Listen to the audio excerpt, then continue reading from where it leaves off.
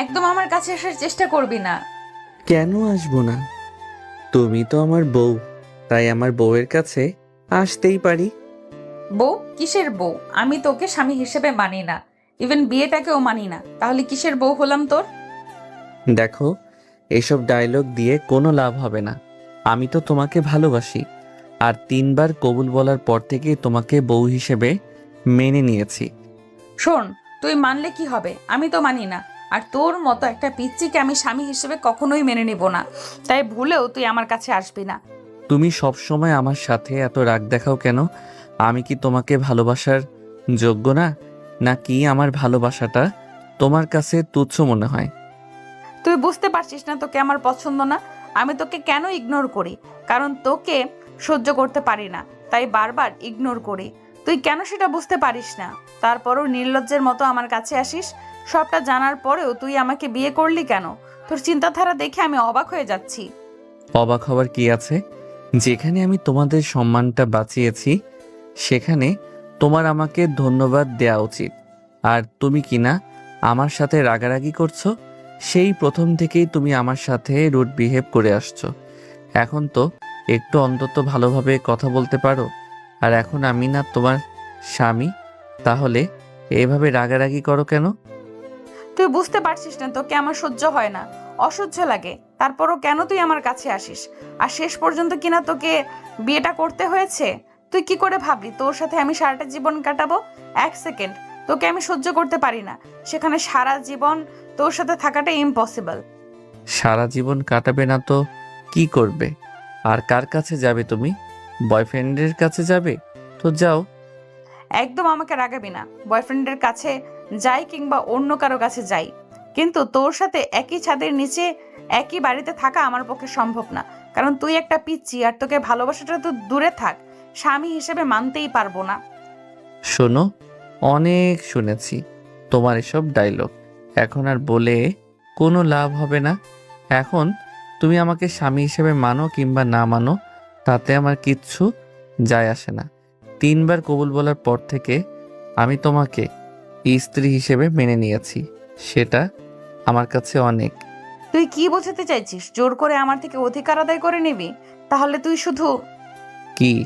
তাহলে কি দেহ পাবো, মন পাবো না? তাই তো? ভালোবাসি তোমাকে, তাই দেহ আর মন দুটোই নিয়ে নিব। দরকার পড়লে জোর করে সবটা আদায় করে নিব। অনেক বোঝানোর চেষ্টা করেছি, তারপরও বুঝতে তারপরও বুঝতে পারোনি। আমি এতটাই তুচ্ছ নই যে তোমাকে ভালোবাসি বলে আমার ভালোবাসাটার মূল্য তোমার কাছে নেই। তুমি আমাকে ভালো না বাসতে পারো, আমি তো বাসি। আর একটা সময় তুমিও বাসবে। না না, আমি তোর মতো একটা পিচ্চিকে কখনোই ভালোবাসবো না। তোকে আমি ঘৃণা করি, আর সেখানে স্বামী হিসেবে মেনে নেওয়ার প্রশ্নই আসে না।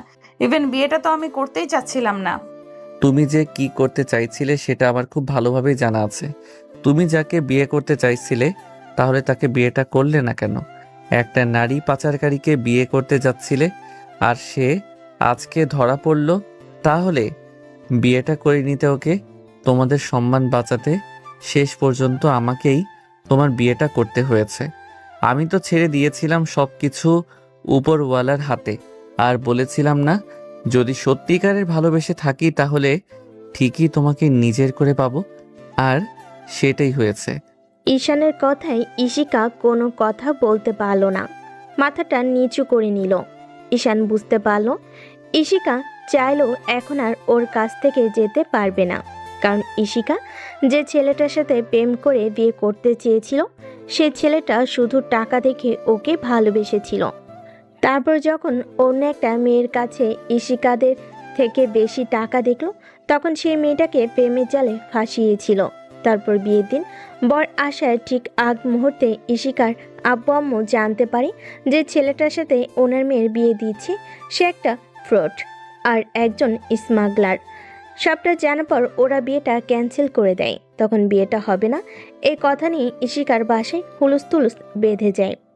একটা পর্যায়ে সম্মানটা বাঁচানো নিয়ে ওদের শঙ্কায় পড়তে হয়। পুরো বিয়ে বাড়িতে বিষয়টা নিয়ে একটা হইচই পড়ে গেল। ঈশিকার আব্বু সবার এমন কথা শুনে প্রেশারটা সহ্য করতে না পেরে অসুস্থ হয়ে পড়েছিল। তখন ঈশানের আপু সুইটি অর্থাৎ ইশিকার বান্ধবীকে ইশিকার আব্বুকে বলে ঈশান ওকে পছন্দ করে। সবটা শোনার পর ইশিকার আব্বু অনেকটা সাহস পেয়েছিল। তারপর মান সম্মান বাঁচাতে উনি ঈশানের আব্বু আম্মুর সাথে বিষয়টা নিয়ে কথা বলে। ঈশানের আব্বু আম্মু ইশিকার আব্বু আম্মুর আকুতি মিনতি দেখে ওনার সম্মান বাঁচাতে হাত বাড়িয়ে দেয়। আব্বু ঈশানকে বিয়েটা করতে বললেও ও ভেবেছিল বিয়েটা করবে কিনা, কারণ যেখানে ইশিকা ওকে ভালোবাসে না সেখানে বিয়ে করলে হয়তো ওকে স্বামী হিসেবে মানবে না। তারপর সুইটি আপু ঈশানকে অনেক বোঝালে ঈশান ভেবেচিন্তে ডিসিশন নিয়েছিল, যেহেতু ভালোবাসার মানুষটাকে পেয়ে গেছে তাহলে বিয়েটা করে নেওয়াই ভালো। হয়তো প্রথম কয়েকটা দিন ঈশানকে মেনে নিবে না, তারপর একটা সময় সবটা মেনে নেওয়ার চেষ্টা করবে আর ওকে ভালোবাসার চেষ্টা করবে। হয়তো কিছুদিন সময় লাগবে, তারপর একটা সময় মেনে নেবে। সবটা ভেবে ঈশান বিয়ে করে নিয়েছিল। তারপর রাতে বাসরঘরে আসতেই ওদের মাঝে কি কথা হলো সেটা তো আপনারা জানতেই পারলেন। ইশিকা চুপ করে আছে। ঈশান ওর সামনে গিয়ে মুখের দুপাশে হাত দিয়ে ওর মুখটা তুলে। ইশিকা অসহায় চোখে ঈশানের দিকে তাকালো, তখনও বলল, তোমাকে ভালোবাসি, অনেক বেশি ভালোবাসি। এটা তো আমার অন্যায় নয় বলো। তুমি কেন আমাকে সহ্য করতে পারো না? নাকি আমি এমন কোনো অন্যায় করেছি যার জন্য তুমি আমাকে ভালোবাসতে পারবে না?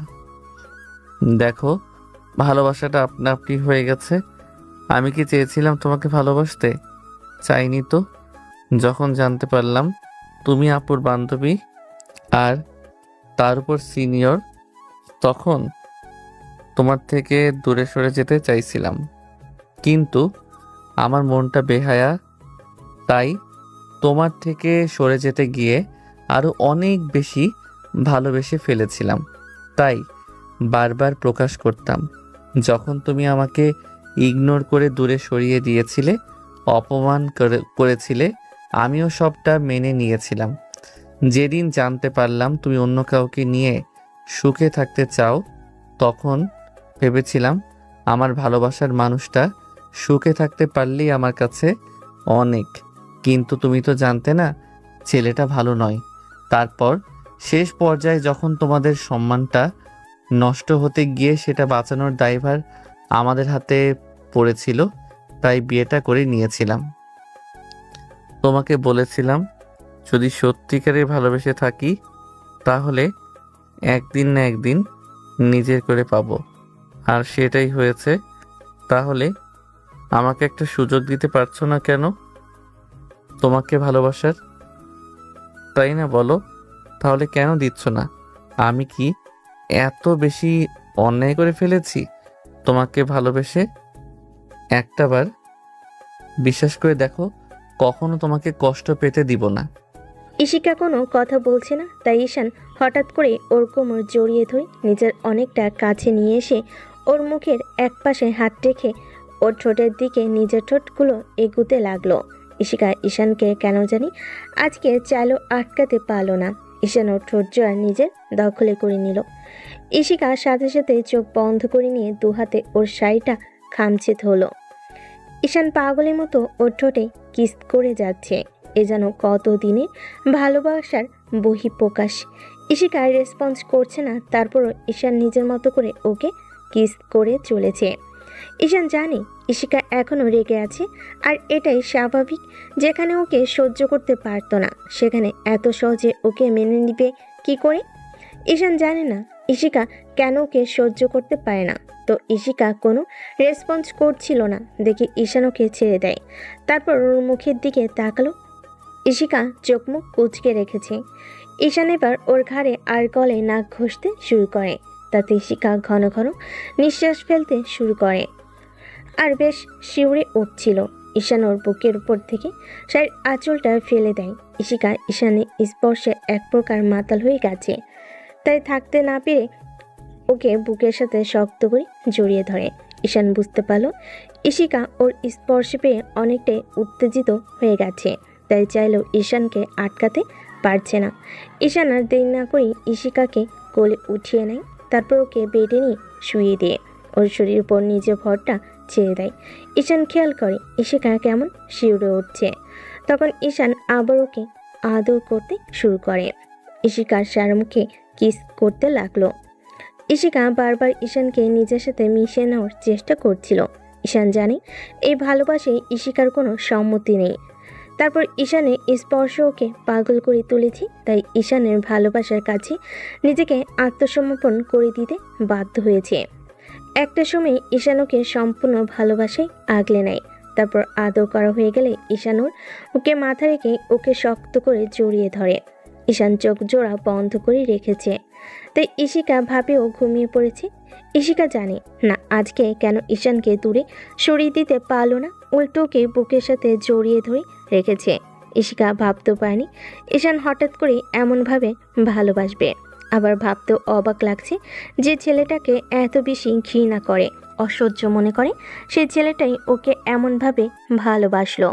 ঈশান যখন ওকে ভালোবাসার স্পর্শটা দিচ্ছিল তখন ইশিকার কাছে জীবনের সবচেয়ে সুখের মুহূর্ত বলে মনে হচ্ছিল।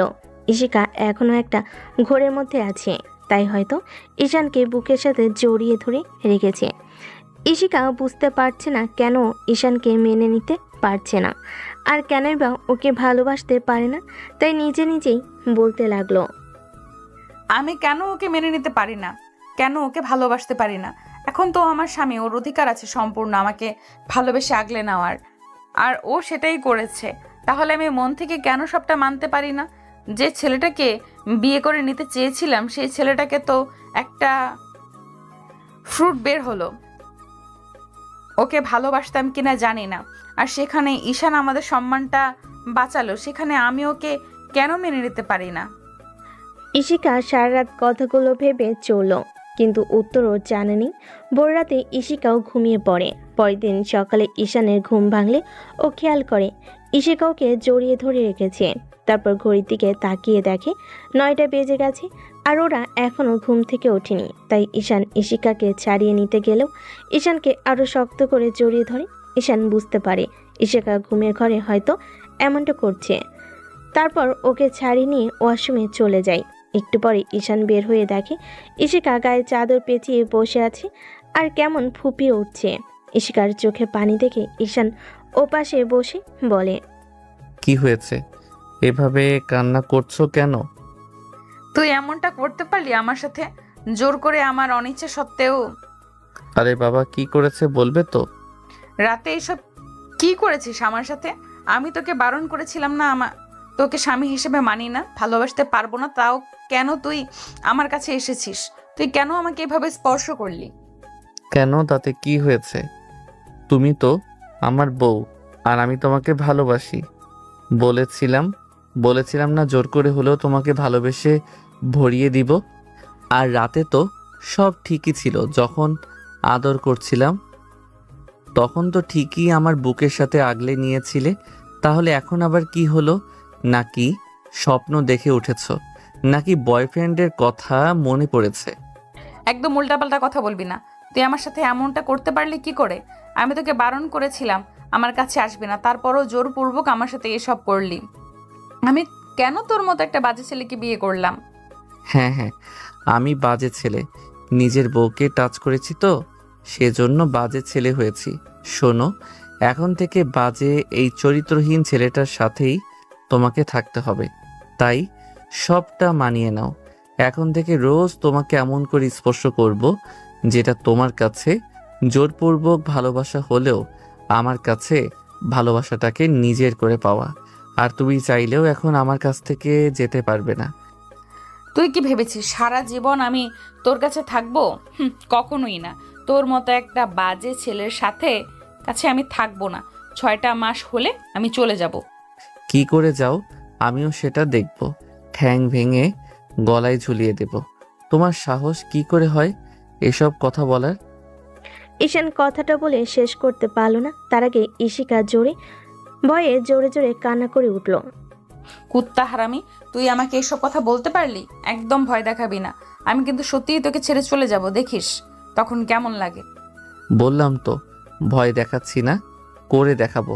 এই শাসনটুকু যদি বিয়ের আগে করতে পারতাম, যখন ভালোবাসি বুঝতে পেরেছিলাম, তাহলে ওরকম ছেলেদের সাথে ঢলাঢলি করতে পারতে না, আর ওরকম একটা বাজে ছেলের সাথেও মিশতে পারতে না। আমি ভুল করেছিলাম, তোমাকে স্বাধীন হতে দিয়েছিলাম, তাই তুমি উল্টাপাল্টা কিছু একটা করেই ফেলতে বিয়ের আগে। ও তার মানে তুই আমাদের উপর নজর রাখতে বিয়ের আগে সব সময়? হ্যাঁ, অবশ্যই রাখতাম। আমি কি তোমাদের এমন একটা কাজ করতে দিব নাকি? তুমি কি করে ভাবলে যে তোমরা উল্টাপাল্টা কাজ করবে আর আমি সেটা মেনে নিব? ভালোবাসি তোমাকে, কখনো এসব করতে দিতাম না। ওই কুত্তাটার কি হাল করতাম তুমি শুধু একটাবার দেখলে বুঝতে পারতে। এরই মাঝে ঈশানের আপু অর্থাৎ সুইটি এসে ওদের ডাকতে লাগলো। ভাই, এই ভাই ওঠ, দেখ অনেক বেলা হয়ে গিয়েছে, আর কত ঘুমাবি? আজকে নারী রিসেপশনের অনুষ্ঠান আছে, বিয়েটা তো হুটহাট করেই হলো। এখন ওঠ ঈশিতা, তুইও ওঠ। আপুর কথাতেই ঈশান আর ঈশিকা দুজনে দরজার দিকে তাকালো। এবার ঈশান ওর আপুকে উদ্দেশ্য করে বলল, আপু তুই যা, আমরা আসছি। আমি তোর বান্ধবীটাকে ফ্রেশ করে নিয়ে আসি। তাড়াতাড়ি আসিস, সবাই তোদের জন্য খাবার নিয়ে অপেক্ষা করছে। ছুটি চলে গেলে তখন ঈশান ঈশিকাকে ফ্রেশ হতে যেতে বলল, কিন্তু ও যাচ্ছিল না। তাই ঈশান কোনো উপায় না পেয়ে ওকে জোর করে কোলে উঠিয়ে নিল। ঈশিকার সাথে সাথেই ঈশানের বুকে কিলঘুষি মারতে লাগলো আর বলতে লাগলো, কুত্তা হারামি, ছাড় আমাকে, একদম স্পর্শ করবি না। রাতে সবটা কেড়ে নিয়েছিস আমার, এখন আবার সেটা করতে চাইছিস? একদম ভালো হবে না। এখনো তো কিছুই দেখোনি, এখন রোমান্সের সম্পূর্ণটাই বাকি। একবার মাত্র তোমাকে ভালোবেসে কাছে এসেছি, এখন থেকে রোজ এইভাবে ভালোবাসবো। তুই একটা বাজে ছেলে। একবার আজকে বাসায় যাই, দেখিস আমি আব্বু আম্মুকে সবটা বলে দিব। বলবো তোর মতো বাজে ছেলের সাথে বিয়ে দিয়ে আমাকে তুই খালি শুধু কষ্ট দিস। তুমি লাফালাফি না করলেই তো তোমাকে ভালোবেসে আগলে নিতাম, কিন্তু তুমি সেটা বোঝার চেষ্টাই করনি তোমাকে কতটা ভালোবাসি। এখন কথা না বলে ফ্রেশ হয়ে নাও। ঈশান ঈশিকাকে ওয়াশরুমে রেখে তারপর বাইরে চলে আসে। ঈশিকা আর কোনো উপায় না পেয়ে শাওয়ার ছেড়ে দিয়ে গোসল করতে লাগলো। আধা ঘন্টা পার হয়ে গেল যখন ঈশিকা বের হচ্ছিল না, তখন ঈশান চিৎকার দিয়ে বলল, তোমার হলো নাকি আমাকে ওখানে আসতে হবে? আমি বুঝতে পারছি তুমি বের হবে না, তাই না? না না, আমি বের হচ্ছি। ঈশিকা কথাটা বলেই কোনো রকমে শাড়িটা গায়ে পেঁচিয়ে বেরিয়ে আসলো। ঈশান খেয়াল করলো ঈশিকা শাড়িটা ভালোভাবে পরতে পারেনি, যার জন্য ঈশানের হেসে গড়াগড়ি খাওয়ার মতো অবস্থা হয়ে গেল। ওকে এভাবে হাসতে দেখে ঈশিকা গাল ফুলিয়ে বলল, এই বাজে ছেলে, হাসছো কেন? হ্যাঁ, আমি হাসির মতো কি এমন করলাম? এটা কি করেছো? এভাবে কেউ শাড়ি পরে? এই জন্যই তুমি হাসছো? আমি তো শাড়ি পরতে পারি না, তার উপরে তুমি এভাবে হাসাহাসি করছো। আমি আজকেই বাড়ি চলে যাব, দেখো, আর একদম আসবো না এখানে। তুমি খুব বাজে ছেলে। ওকে ওকে, আমি পরিয়ে দিচ্ছি। এই না, একদম না, তুমি একটা ফাজিল। আমি জানি তুই আমার কাছে আসলে উল্টাপাল্টা দুষ্টুমি করতে শুরু করে দিবি। আমি একদম তোকে ভালো করে চিনি। বউয়ের সাথে দুষ্টুমি না করলে কি বাসার কাজের মেয়ের সাথে করবে, নাকি পাশের বাসার ভাবির সাথে করবে শুনি? আর শোনো, চুপচাপ দাঁড়াতে বলেছি, সেটাই করো। আমি শাড়িটা ঠিক করে দিচ্ছি। ঈশান বুঝতে পারছে কালকে রাত থেকে ঈশিকার ব্যবহারটা অনেকটাই চেঞ্জ হয়ে গেছে, যার কারণে ও আর তেমন সিনক্রেট করছে না। একটু রাগীভাবে কথা বলো তুমি করেই বলছে। ঈশান ঈশিকার শাড়িটা ঠিক করতে ওর কাছে আসতেই ঈশিকা কেমন যেন ওর থেকে দূরে সরে যেতে লাগলো। তখন ঈশান হঠাৎ করেই ঈশিকার শাড়িটা টান দিয়ে খুলে ফেলল। সাথে সাথে ঈশিকা দূরে সরে যেতে গেলে ঈশান ওর কোমর জড়িয়ে ধরে নিজের কাছে নিয়ে আসলো। তারপর ওকে দাঁড় করিয়ে দিয়ে শাড়িটা যত্ন সহকারে পরাতে লাগলো। ঈশিকা চোখ বন্ধ করে রেখেছে, লজ্জায় ও পুরো লাল হয়ে যাচ্ছে। ঈশান যতবার শাড়ি পরানো চলে ঈশিকার শরীরে টাচ করেছি, ঈশিকার মধ্যে অজানা শিহরণ বয়ে যাচ্ছে। ও না চাইলেও ঈশানকে আটকাতে পারছে না। একটা সময় ঈশান ঈশিকার হাতে কুচিগুলো ধরিয়ে দিয়ে ওর সামনে বসে শাড়িটা ঠিক করতে লাগলো। তারপর কুচি ঠিক করে যখনই উঠতে যাবে খেয়াল করলো ঈশিকার সাদা ধপধপে পেটটার উপর নাভিটা এত সুন্দর লাগছে, যেটাও কাল রাতে খেয়ালই করেনি।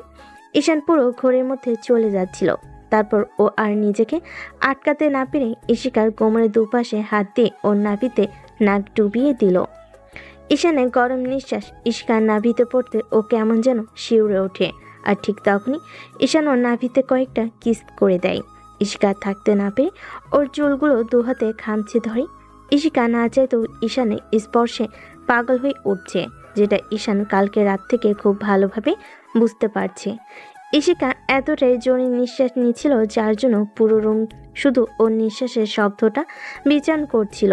ওদের মাঝে আর কিছু হওয়ার আগেই দরজায় আবার নক পড়ল। সুইটি, ভাই, এ ভাই, তোদের হলো? সেই কখন থেকে ডাকলাম, তোর নিচে আসলি না? আপু, এই তো হয়ে গেছে, তুই যা, আমরা 2 মিনিটে আসছি। আমাকে যেন তোদের আবার ডাকতে না হয়। আপু চলে গেলে ঈশান খেয়াল করে ইশিকার ঠোঁট জোড় কাঁপছে। ও বুঝতে পারে ইশিকা এখন ওর স্পর্শ পেয়ে পাগল হয়ে আছে। এবার ঈশান ইশিকার দিকে কুচিটা এগিয়ে দিল, কিন্তু ওর চোখ জোড়া সেই থেকে বন্ধ করে রেখেছে। তাই ঈশান নিজ হাতেই কুচিটা পরিয়ে দিল। সাথে সাথেই ইশিকা অনেকটা কেঁপে উঠল আর ঈশানের থেকে কিছুটা দূরে গিয়ে দাঁড়ালো। তখন ঈশান ওকে পেছন থেকে জড়িয়ে ধরে ইশিকার কানে আলতো করে একটা কামড় দিয়ে বলল, এত ব্যবহার চেঞ্জ হলো কি করে? কালকে রাত থেকে দেখছি রাগ করতে চেয়েও পারছো না। তোমাকে যতবার স্পর্শ করছি কেমন যেন মাতাল হয়ে যাচ্ছ, আটকাতে চেয়েও পারছো না। কি হলো বলো তো? তুমি না আমাকে ঘৃণা করো, সহ্য করতে পারো না? ইশিকা কথা বলতে পারছে না, শুধু আমতা আমতা করছিল। তখন ঈশান ওর গলায় একটা কিস করে দিলে ইশিকা ওকে ছাড়িয়ে নিল।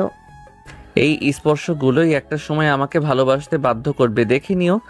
ঈশান ইশিকার হাত ধরে টানতে টানতে তারপর ওকে নিচে নিয়ে আসলো। খেয়াল করলো সবাই বসে আছে। তখন ঈশান একটা চেয়ার টেনে বসতেই সুইটি ইশিকাকে ওর পাশে বসিয়ে দিল। তারপর আম্মুকে উদ্দেশ্য করে বলল, আম্মু দেখো, তোমার পিচি ছেলেটার সাথে আমার বান্ধবীটাকে কত সুন্দর মানিয়েছে। হ্যাঁ, সেটাই তো দেখছি। আচ্ছা আবু, শোনো, আজকে কিন্তু অনেক কাজ আছে, অনেক মেহমান আসবে। কারো যেন যত্ন আত্মীর কমতি না হয়, একদম ফাঁকি দেওয়া চলবে না। বিয়েটা কিভাবে হুটহাট করি হলো, তাই তোমার আবু তাড়াহুড়ো করে রিসেপশনের অনুষ্ঠানের আয়োজন করেছে। অনেক লোকজনদের ডাকা হয়েছে, তাই তোমাকে আর তোমার বন্ধুদের কিন্তু অনেক দায়িত্ব নিতে হবে। তুমি ফোন করে সবাইকে ডেকে নাও। আর শোনো, বিকেলে কিন্তু ইশিকাদের বাসা থেকে লোক আসবে, তাই তৈরি থেকো। অনেক ফর্মালিটি বাকি আছে, আমি চাই কোনোটাই যেন ভুল না হয়। আম্মু, তুমি এমনটা বলতে পারলে? তুমি আমাকে এমন কোনো কাজে বলেছো সেটা আমি করিনি, এমনটা কখনো হয়েছে? সেটা হয়তো হয়নি, কিন্তু মাঝে মধ্যে ভুলে গিয়েছ, যার জন্য পরে বিপাকে পড়তে হয়েছে, তাই আগেই বলে দিলাম। আম্মুর সাথে কথা বলা শেষে ঈশান খেয়াল করলো ইশিকা খাচ্ছে না, তাই ওকে বলল, কি হলো, তুমি খাচ্ছ না কেন? নাকি খাইয়ে দিতে হবে? ঈশানের কথাতেই ইশিকা পুরো লজ্জায় পড়ে গেল। কারণ ঈশান যতই ইশিকার স্বামী হোক, কিন্তু সবার সামনে এমন কিছু হওয়াটা লজ্জাজনক। আর ঈশানের লজ্জাশরম না থাকলেও ইশিকার তো আছে, তাই ও লজ্জে শেষ হয়ে যাচ্ছিল। ঈশানের কর্মকাণ্ডে সুইটি মুচকি মুচকি হাসতে লাগলো। তারপর ঈশানের কানের কাছে মুখ নিয়ে বলতে লাগলো, কিরে ভাই, তুই এমন জাদু করলি আমার বান্ধবীটাকে? এক রাতের মধ্যেই তোর বসে চলে আসলো, যে কিনা তোকে সহ্যই করতে পারতো না, সবসময় তোর সাথে রাগারাগি করতো, সে কিনা তোর কথাতে সবটা করে নিয়েছে। আমি তো অবাক হয়ে যাচ্ছি। এখনো লাইনে আসেনি, কিন্তু খুব শীঘ্রই এসে যাবে।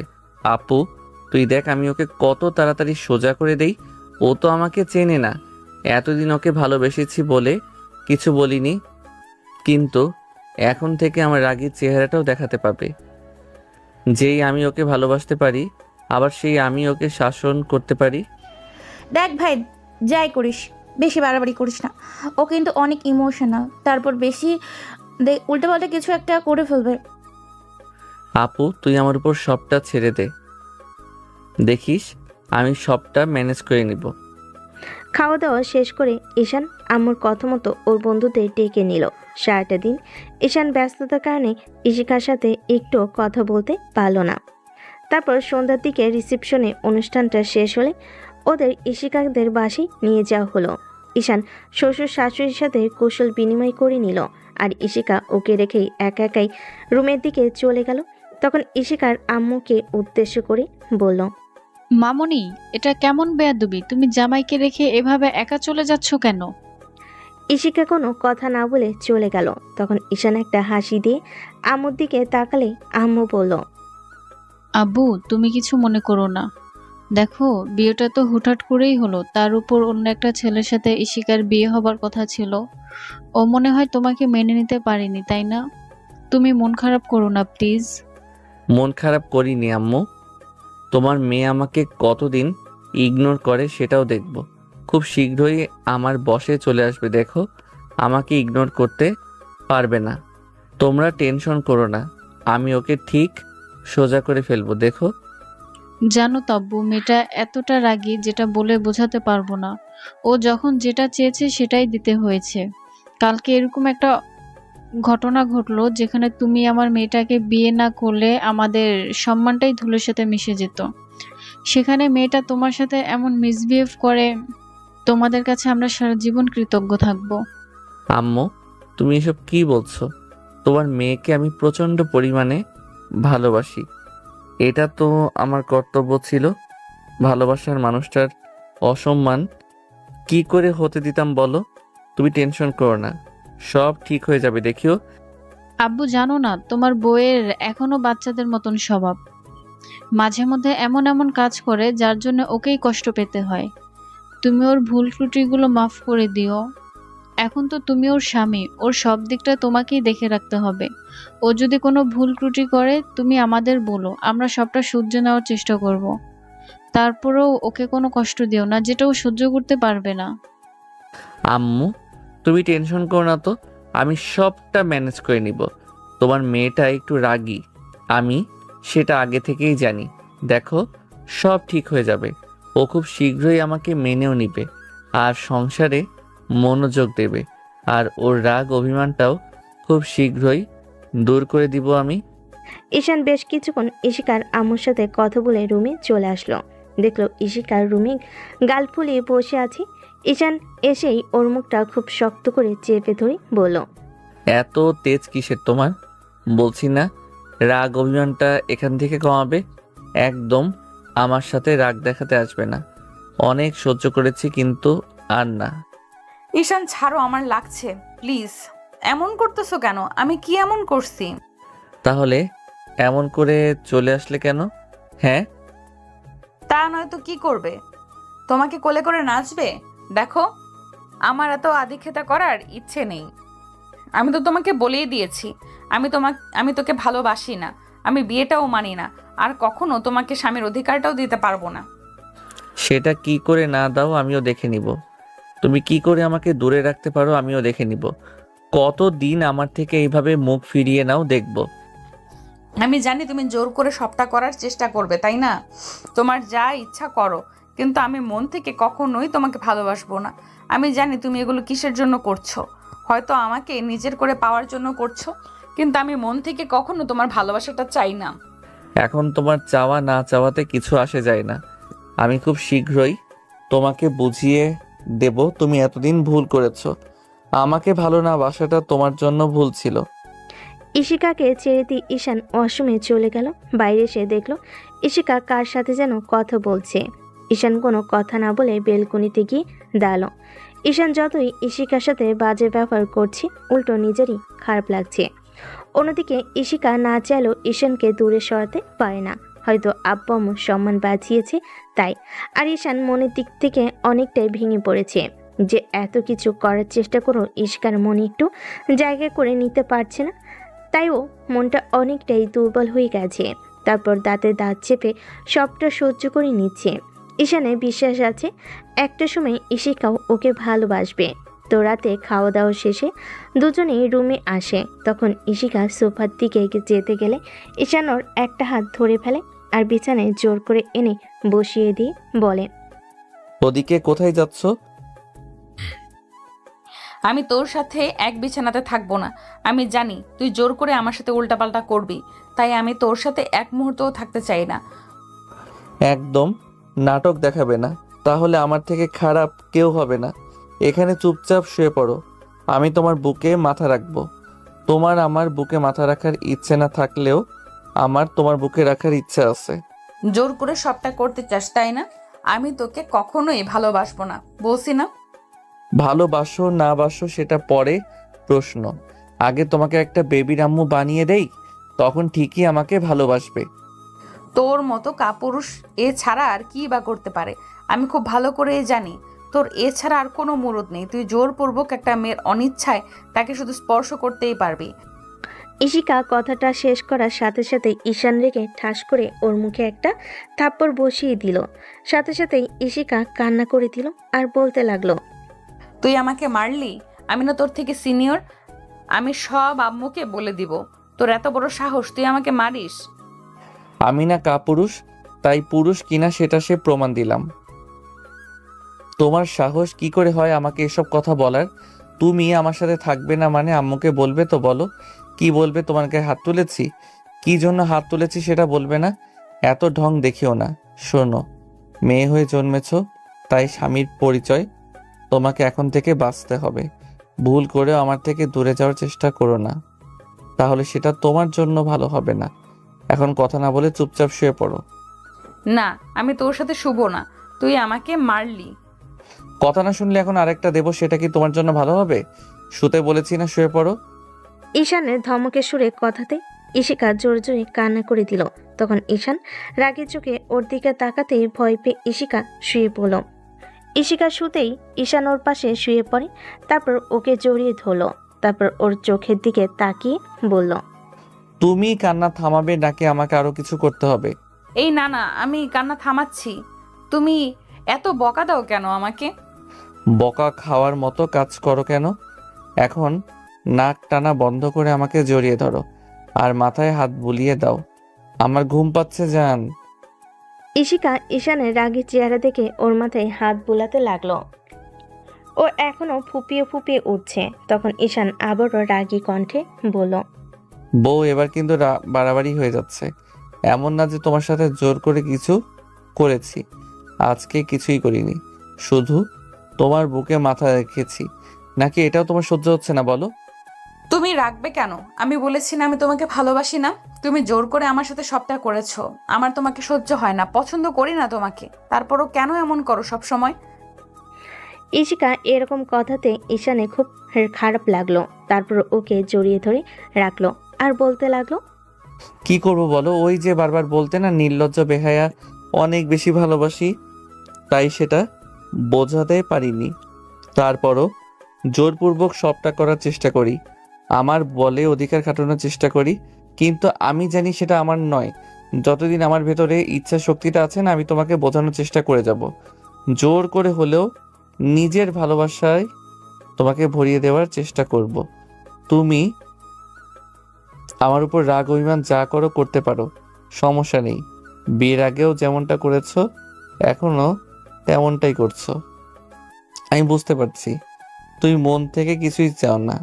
যখন বুঝতে পারছিস তাহলে আমার সাথে জোর করে এসব করিস কেন? তুই বুঝিস না আমার কতটা খারাপ লাগে? আমি তোমার থেকে দূরে সরে গেলে অনেক বেশি খুশি হবে, অনেক হ্যাপি থাকতে পারবে তুমি। ঈশান কথাটা বলেই ইশিকাকে ছেড়ে দিয়ে ওর মুখের দিকে তাকালো। কিন্তু কেন জানি ইশিকার কোনো কথা বলতে পারল না। ও এখনো বারবার ফুপিয়ে উঠছে।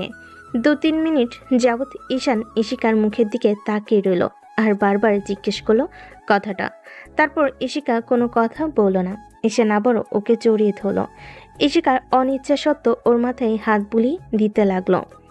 এভাবেই 2 দিন ঈশান ইশিকার বাসায় থেকে তারপর বাসায় চলে আসলো। এদিকে ইশিকার ব্যবহারটা চেঞ্জ হচ্ছে না। বাসায় আসতেই যেন ও আবার সেই আগের গুন্ডি চেহারা ধারণ করলো। ঈশানকে উঠতে বসতে ইশিকা রাগ দেখায়, ওর গায়ে পর্যন্ত হাত তোলে। তাদের ঈশানের কোনো আফসোস নেই।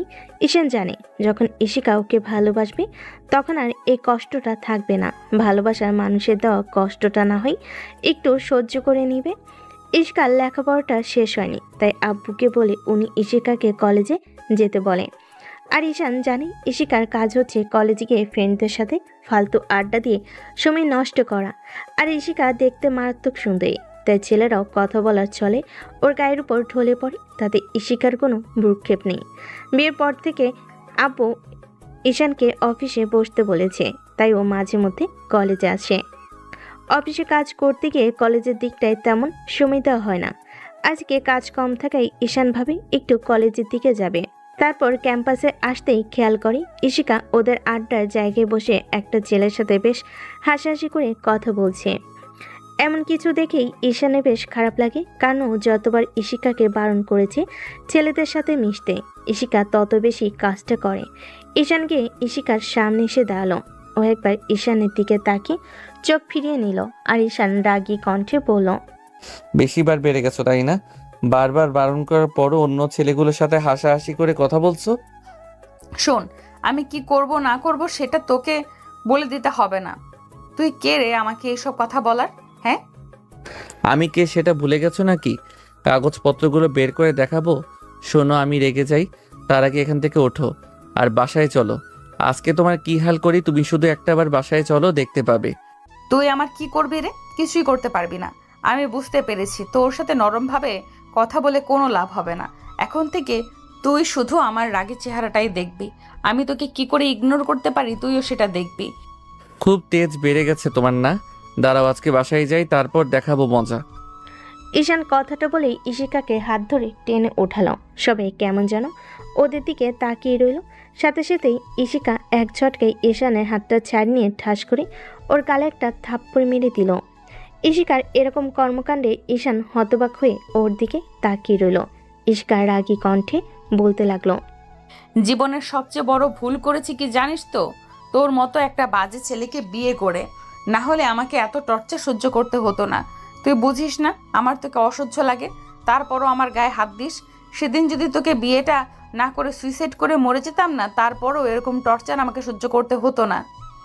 খুব বেশি ভালোবাসি তো, তাই এরকম অবহেলা করছো তাই না? একটা সময় আসবে যখন তুমিও চাইবে আমি তোমাকে ভালোবাসি আর তোমার থেকে যেন দূরে সরে না যাই, কিন্তু সেই সময়টা না আর শত কান্না করলেও আমাকে পাবে না। তাকে বলছি না তোর মতো একটা বাজে ছেলেকে আমি কখনোই ভালোবাসবো না? তুই বুঝিস না তোকে আমার অসহ্য লাগে, তারপরও কেন বারবার আমাকে স্পর্শ করিস? আজকে একবার বাসায় যাই, তুই আমার কি করবি দেখ। আব্বু আম্মুকে আমি কি বলি? আজকে এমন কিছু করব যেটা তুই কল্পনাও করতে পারছিস না। অনেক বেশি ভালোবাসি তো, তাই তোমার কাছে এখন অসহ্যকর হয়ে গেছি। কিন্তু জানো তো, এই অবহেলাটা না এত বেশি করে ফেলেছো যে এখনো সেটা সহ্য হচ্ছে না। খুব শীঘ্রই এই মানুষটা খুব বেশি পাল্টে যাবে, যেটা তুমি আর নিতে পারবে না।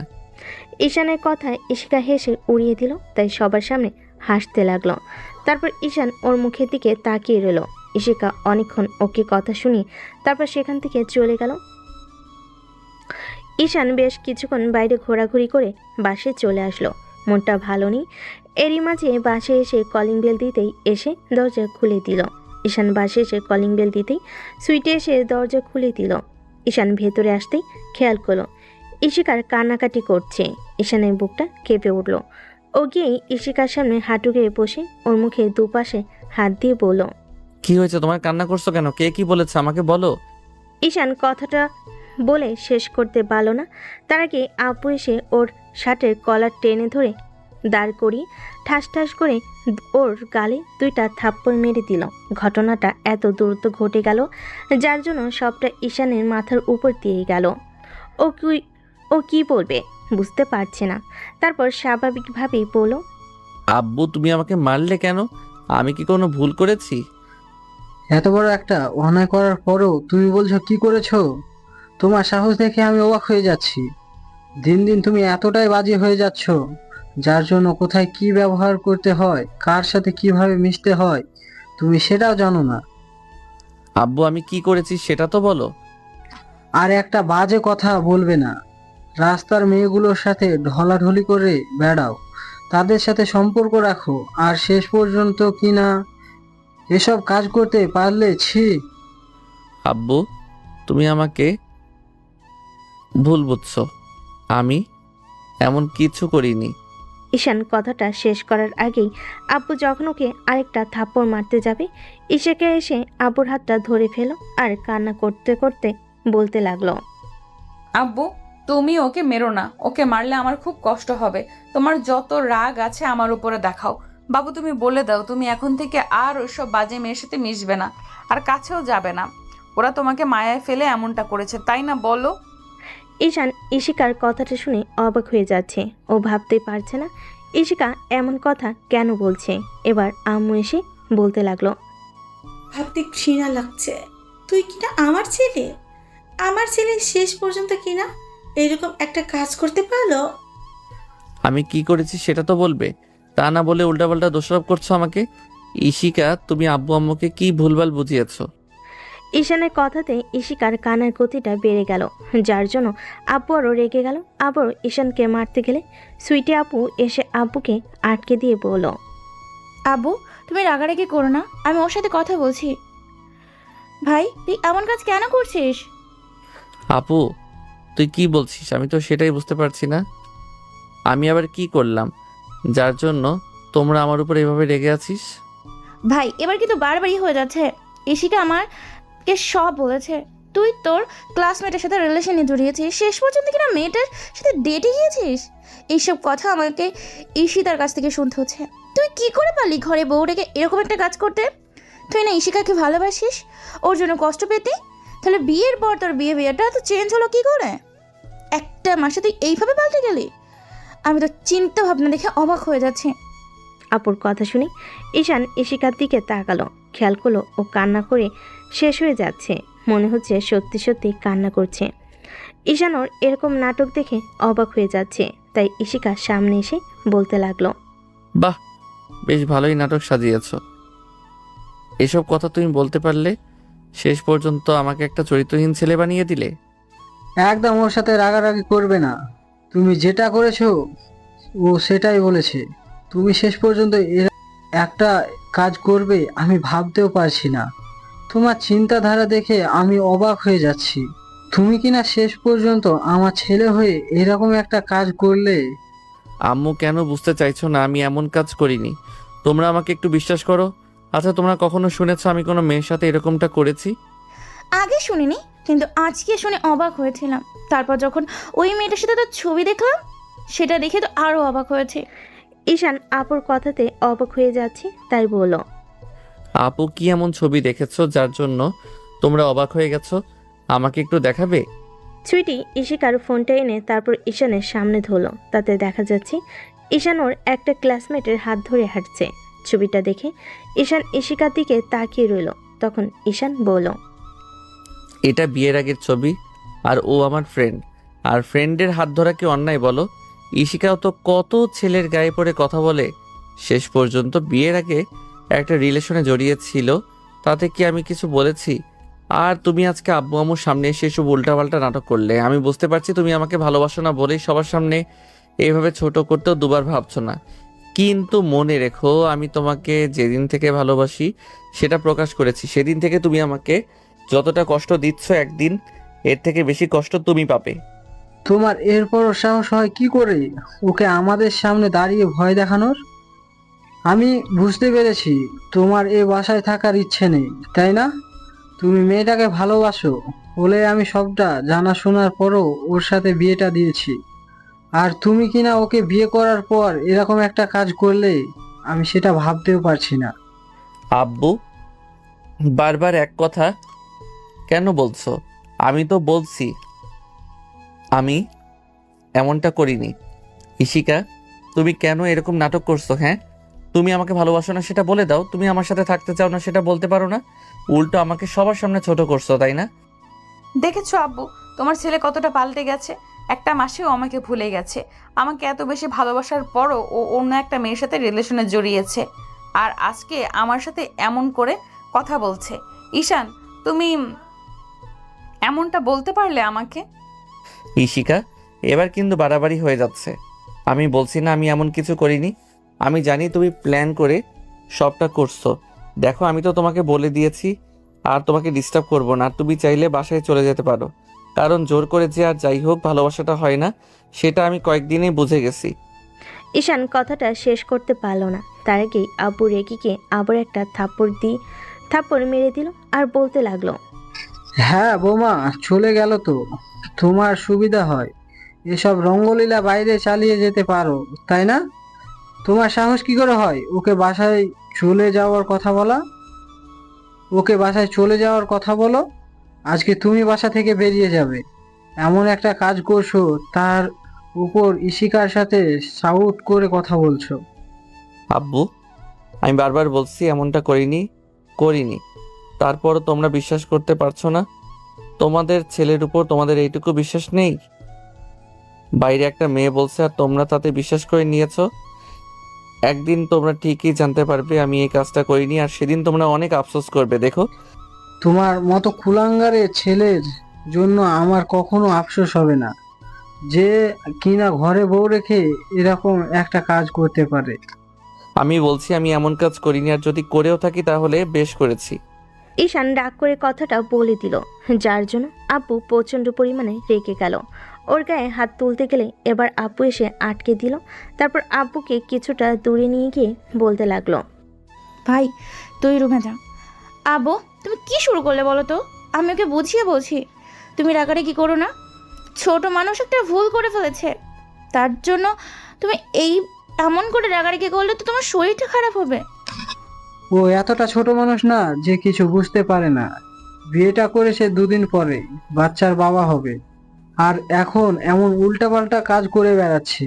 আমরাও এমন বয়স পার করে এসেছি, কিন্তু এরকম রং চলাফেরা করিনি। আমার ছেলে হয়ে ও শেষ পর্যন্ত কিনা ঘরে বউ থাকতে এরকম একটা কাজ করলো। ওর চিন্তাধারা দেখে আমি অবাক হয়ে যাচ্ছি। এই মেয়েটার সাথে ওকে বিয়ে দেওয়াই আমার ভুল হয়েছে। বিয়ের পর থেকে ওই মেয়েটাকে কষ্ট দিয়ে আসছে, আর আজকে আমি সেটা জানতে পারলাম। আব্বুর কথাতে ঈশান অবাকে চরমে পৌঁছাচ্ছে। ঈশান ভালোভাবেই বুঝেছে ইশিকা বাস শেষে আব্বু আম্মুকে ভুলভাল বুঝিয়েছে।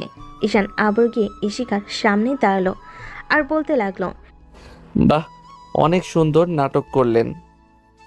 কলেজে সবার সামনে অপমান করলেন, আর বাসায় এসেও এমন ছোট করলেন, যার জন্য সম্মানটাই রইল না। একটা কথা কি জানেন তো, বেশি ভালোবাসলে যেভাবে কষ্ট পেতে হয়, আজকে সেটা দ্বিতীয়বার প্রমাণ পেলাম। চিন্তা করবেন না, আপনি যেটা চান না সেটাই হবে। ঈশান কথাটা বলে সেখান থেকে চলে গেল। ইশিকার খুশি আর দেখে কে। ঈশানকে আজকে এমনভাবে সবার সামনে ছোট করতে পেরে ইশিকা এত বেশি খুশি হয়েছে যেটা কাউকে বলে বোঝাতে পারবে না। ঈশান আর সেখানে দাঁড়ালো না, সুইটি আপুর কথাতে রুমে চলে গেল। তারপর কিছুক্ষণ বেলকুনিতে দাঁড়িয়ে রইল। অন্যদিকে আব্বু আম্মু সুইটি অনেকক্ষণ ইশিকাকে বোঝালো, ওর কান্নাটা থামে। ইশিকা আজকে এতটা খুশি হয়েছে কারণ এতদিন ও ঈশানকে তেমনভাবে শিক্ষা দিতে পারেনি। অন্যদিকে ঈশান কিছু একটা গভীরভাবে চিন্তা করছে। আজকে আপনা আপনি চোখ দিয়ে পানি পড়ছে। বারবার মনে হচ্ছে ভালোবেসে জীবনের সবচেয়ে বড় ভুলটা ও করেছে, তাই হয়তো আজকে সেই ভুলের মাসুলটা ওকে দিতে হচ্ছে। ঈশান চোখের পানিগুলো মুছে নিল আর সিদ্ধান্ত নিল আজকের পর থেকে কখনো ইশিকাকে স্পর্শ করবে না। তো ঈশানের কর্মকাণ্ডে বাসা কারোর মনটা ভালো না, কিন্তু ও বোঝাতেই পারল না কাজটা করেনি। স্বাধীন কেউ ঈশানের খোঁজ খবর নেও তো দূরে থাক, কেউ ওর সাথে কথাও বলো না। এমনকি সুইটি আপু ওর উপর রাগ করে আছে। ঈশান ভেবেছিল সুইটি আপুকে বলে হয়তো সবটা বিশ্বাস করবে, কিন্তু ওর ইচ্ছে নেই কাউকে বোঝানোর। রাতে সবে খাবার খেতে বসলে তখন সুইটি ঈশানকে খাবারের জন্য ডেকে গেল। ঈশান কোনো রেসপন্স করলো না, তাই আর কেউ বেশিক্ষণ ডাকাডাকি করলো না। একটু পর ইশিকা রুমে এসে বেলকনিতে গিয়ে ঈশানের পাশে দাঁড়িয়ে হাসতে লাগলো। ঈশান একবার অসহায় দৃষ্টিতে ওর দিকে তাকিয়ে একটু মুচকি হাসার চেষ্টা করলো। তখন ইশিকা বলতে লাগলো, আমার সাথে লাগতে এসেছিস তাই না? আমার গায়ে করা প্রত্যেকটা স্পর্শের আঘাত এখন থেকে তুই পাবি। তুই আমাকে কি ভেবেছিলি? আমি চুপ করেছিলাম বলে তোর কথাতে সবটা মেনে নিয়েছিলাম? কখনো না। আমি তোকে কখনোই ভালোবাসবো না, আর সেখানে স্বামী হিসেবে মানা তো দূরে থাক। তুই আজকে থেকে শুধু আমার রাগী চেহারাটাই দেখতে পাবি। ইশিকা ঈশানকে রাগানোর জন্য ওকে বেশ ছোট করে কথা বলছিল।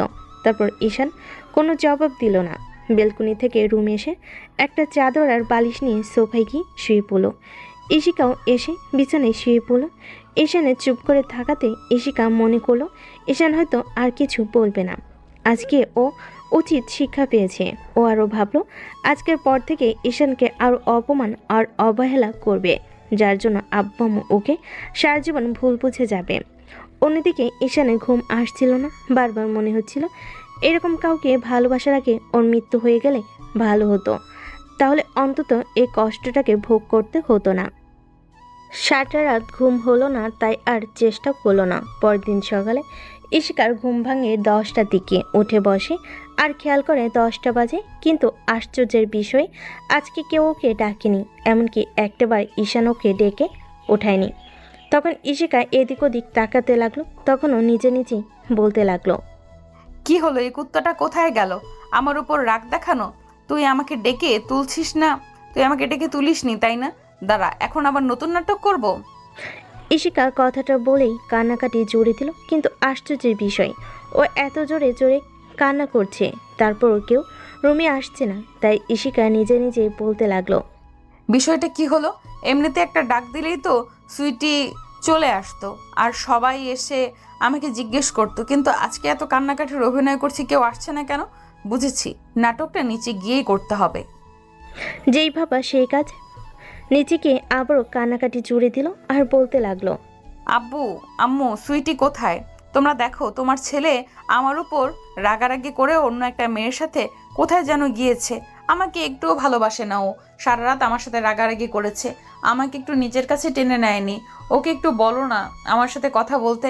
আমি কি ওকে ভালোবেসে খুব বেশি অন্যায় করে ফেলেছি বলো? ইশিকা কান্না করার অভিনয় করতেছে, তাতে মনে হচ্ছে ও সত্যি কান্না করছে। আম্মু আর সুইটি ওর থেকে কিছুটা দূরে দাঁড়িয়ে আছে, কিন্তু ওদের মাঝে কোনো রিয়াকশন নেই। ওরা কেমন অদ্ভুতভাবে ইশিকার দিকে তাকিয়ে আছে। ওদের কোনো রিয়াকশন না পেয়ে এবার ইশিকা সুইটির দিকে এগিয়ে এসে তারপর কান্না করে দিয়ে বলতে লাগলো, দেখেছিস, তোর ভাইয়ের এত কিছুর পরেও আমাকে একটুও ভালোবাসবে না, আমার উপর রাগ করে আছে, যার জন্য আমাকে কালকে রাত্রে একবার বুকে নিয়ে ঘুমায়নি। তুই ওকে একটু বল না আমার সাথে এরকম মিসবিহেভ না করতে। তুই তো জানিস আমি কষ্টটা বেশি সহ্য করতে পারি না। ইশিকা কান্না করে যাচ্ছে। এবার সুইটি একটা কাগজ ইশিকার দিকে এগিয়ে দিল। ইশিকা অবাক হয়ে কাগজটার দিকে তাকিয়ে রইল। তারপর কাগজটা কি সেটা দেখতে হাতে নিল আর বলতে লাগলো, এটি কি তুই আমাকে দিচ্ছিস সেগুলো? সুইটি কোনো কথা বলল না, শুধু ইশিকার দিকে ফ্যাল করে তাকিয়ে রইল। তখন ইশিকা কাগজটা পড়তে শুরু করলো। আব্বু, আম্মু, আপু, তোমাদেরকে আবারও বলছি, তোমরা কালকে যেটা শুনেছো বা দেখেছো, আমি তার কিছুই করিনি। আমি জানি এইসব কথাগুলো তোমাদের যদি শত বলি তারপরও তোমরা বিশ্বাস করবে না। কারণ কেন জানো তো? একটা মেয়ে তোমাদের বুঝিয়েছে আমি উল্টাপাল্টা কিছু করেছি। আর এই সমাজে মেয়েদের কথাকে বেশি প্রাধান্য দেওয়া হয়। মেয়েদের অধিকার না আমাদের সমাজে অনেক বেশি দেওয়া হয়। তাই ওদের কথাটাই সবসময় বিশ্বাস করে। তারপর আমার কোনো আফসোস নেই, কিন্তু আফসোস কোথায় জানো? যাকে এত বেশি ভালোবেসেছি তাকে একটা বছরও বোঝাতে পারিনি। তারপর যখন আশাটা ছেড়ে দিলাম, অদ্ভুতভাবে আমাদের বিয়েটা হলো। ভেবেছিলাম সব ঠিক হয়ে যাবে, জীবনের সর্বোচ্চ সুখটা আমি পেয়ে গেছি। কিন্তু না, ওই বিয়ে করাটা আমার জীবনের সবচেয়ে বড় ভুল ছিল। জানতাম না ওই বিয়ে নামক মায়ায় জড়িয়ে আমার লাইফটা পুরো শেষ হয়ে যাবে। তারপরও কোনো আফসোস ছিল না। ভেবেছিলাম একটা সময় ইশিকাও আমাকে ভালোবাসতে পারবে, কিন্তু না, ও আর কখনো আমাকে কখনো ভালোবাসবেও না। যার জন্য কালকে এরকম একটা কাজ করলো। ওর কয়েকটা দিনের চুপ করে থাকাতে ভেবে নিয়েছিলাম ও সবটা মেনে নিয়েছে, কিন্তু যে সোজা হবার নয় সে একদিনে নয় 1000 বছরে সোজা হবে না। আমি হেরে গেছি আব্বু, নিজের ভালোবাসার কাছে হেরে গেছি। বোঝাতে পারিনি কতটুকু ভালোবাসি। আসলে আসলে সবাই ঠিকই বলে, সত্যিকারের ভালোবাসলে না ঠকতে হয়, অনেক বেশি কষ্ট পেতে হয়। কাউকে নিঃস্বার্থভাবে ভালোবাসলে না কিছু একটা হারাতে হয়, হয় তাকে না হয় নিজেকে। আর আমি নিজেকে হারিয়ে ফেলেছি। ভালোবাসাটা আমার জন্য অনেক বড় অন্যায় হয়েছে। এগুলো এখন সহ্য হয় না, নিতে পারি না আমি। বারবার মনে হয় দূরে কোথাও চলে যাই, কিন্তু ওই যে নির্লজ্জ বেহায়া তো, তাই বারবার ভালোবাসাটার কাছে চলে আসি। কিন্তু কালকের এরকম একটা বিহেভিয়ার আমি বুঝে গেছি, শিকা আমাকে কখনো ভালোবাসা তো দূরে থাক, সারা জীবন ঘৃণা করে যাবে। তার উপর জবে থেকে ওকে বিয়েটা করেছি, একটা দিন আমার সাথে ভালোভাবে কথা বলেনি, তাতেও কোনো আফসোস নেই আমার। কিন্তু এটুকু খারাপ লাগলো যে কালকে তোমরা আমাকে ভুল বুঝলে। ভয় নেই, তোমরা ভালো থেকো। আমি না হয় দূর থেকে তোমাদের মনে রাখবো। আর ইশতাকে বলে দিও ও যেন বাসায় চলে যায়, কারণ ও তো থাকতে চায় না আমার সাথে। তাহলে এই বাসায় পড়ে থাকবে, কি করতে বলো? আর 6 মাস হলে আমি ডিভোর্সের পেপার ওর বাসায় পাঠিয়ে দিব। ও মুক্তি পেয়ে যাবে খুব সহজে, যেটা ও বিয়ের রাত থেকে আমার কাছে চেয়ে আছে। চিঠিটা পড়া শেষ হলে ইশিকা বারবার আম্মু আর সুইটির মুখের দিকে তাকাতে লাগলো। সুইটি কি বলবে বুঝতে পারছে না, চুপ করে আছে। আম্মু কিছুক্ষণ ইশিকার দিকে তাকিয়ে থেকে তারপর সেখান থেকে চলে গেল। তখন ইশিকা বলতে লাগলো। সুইটি, বিশ্বাস কর, আমি সুইটি হাতের ইশারায় ইশিকাকে থামিয়ে দিল আর বলতে লাগলো। আমার ভাইটাকে কি আমাদের সামনে এরভাবে খারাপ না বানালেও পারতি না? তুই ওকে বিয়ে করবি না সেদিন বিয়ের আগেই বলে দিতে পারতি। তোর আব্বু সাবান বাঁচানোর নামে আমার ভাইয়ের লাইফটা এইভাবে শেষ করে দিতাম না। ও একটু দুষ্টু, সেটা মানছি। তুই ভালোবেসে তোকে বোঝাতে পারলো না। মানলাম তুই ওকে ভালোবাসিস না, কিন্তু এত বেশি ঘৃণা করিস কি জন্য? ও কি এমন অপরাধ করেছিল বলতো? নাকি ওর মধ্যে কোনো সমস্যা আছে যার জন্য তুই সেই প্রথম দিন থেকেই ওকে এইভাবে সবার সামনে ছোট করে যাচ্ছিস? তোর জন্য আজকে আমার ভাইটা বাসা থেকে চলে গেল। তুই ওর সাথে থাকতি না সেটা বিয়ের পরেও বলতে পারতি, কিন্তু এইভাবে ওকে অপমান অবহেলাগুলো কেন করলি? ও তোর থেকে জুনিয়র বলে কি ওর কোনো মান সম্মান নেই? ও তোকে এত বেশি ভালোবাসতো যে তোর দেওয়া কষ্ট সহ্য করতে পারলো না। তুই যখন ওকে ইগনোর করতি, প্রত্যেক রাতেও কান্না করতো। তাই সবটা যখন মেনেই নিতে চাইছিল, ভেবেছিলাম তোকে ভুলে যেতে পারবে। কিন্তু বিয়েটা ভেঙে যাওয়ার পর আমরা ভেবেছিলাম তোর সাথে তোর বিয়েটা হলে তুই তো প্রথমে ওকে না মানলেও পরে সবটাই মেনে নিবি। কিন্তু তুই এতটাই অহংকারী যে কখনো আমার ভাইটাকে বোঝারও চেষ্টা করলি না। ঠিকই বলেছিস, তুই ওর ভালোবাসাটা বুঝতে পারিসনি, আর তোকে বোঝাতেও ব্যর্থ হয়ে গিয়েছে। তুই এখান থেকে চলে যেতে চাইলে চলে যেতে পারিস, আমরা তোকে বাধা দিব না। তো একটা কথা কি জানিস তো, তুই যে কষ্টটাকে দিয়েছিস না, সেটা থেকে দ্বিগুণ কষ্ট তুই পাবি, দেখিস। সুইটি কথাগুলো বলে চলে গেল। সারাটা দিন আর কেউ ইশিকার সাথে কথা বলল না। ইশিকা অনেকবার ওদের সাথে কথা বলার চেষ্টা করলো। এমন একটা কাজ করে ইশিকার নিজের কাছেই সংকোচ কাজ করছে ওদের সাথে কথা বলতে। বিকেলে আপু বাসে আসলে ওদের মন খারাপ দেখে বিষয়টা জিজ্ঞেস করলে তখন সুইটি কান্না করে দিয়ে বলতে লাগলো। আব্বু, ভাইয়া বাসা থেকে চলে গিয়েছে। সুইটির কথাতে আপু চুপ করে কিছুক্ষণ ওর মুখের দিকে তাকিয়ে রইল। তখন সুইটি আবারও বলল, সব দোষ আমার জন্যই এমনটা হচ্ছে। যদি সেদিন তোমাদের না বলতাম তাহলে ইশিকার সাথে বিয়েটা হতো না, আর আজকে এমন একটা ঝামেলা তৈরি হতো না। আমার জন্য সবটা হচ্ছে। ভেবেছিলাম ওর সাথে ঈশান সুখে থাকতে পারবে, কিন্তু ইশিকা ওকে ভালোবাসেন আমি সেটা জানতেও পারিনি। আমি বুঝতে পারিনি যে কখনো ঈশানকে মেনে নেবে না। আপু ঈশান বা সুইটির চোখের পানি সহ্য করতে পারে না, তাই উনি এগিয়ে এসে তারপর সুইটির চোখের পানি মুছিয়ে দিল।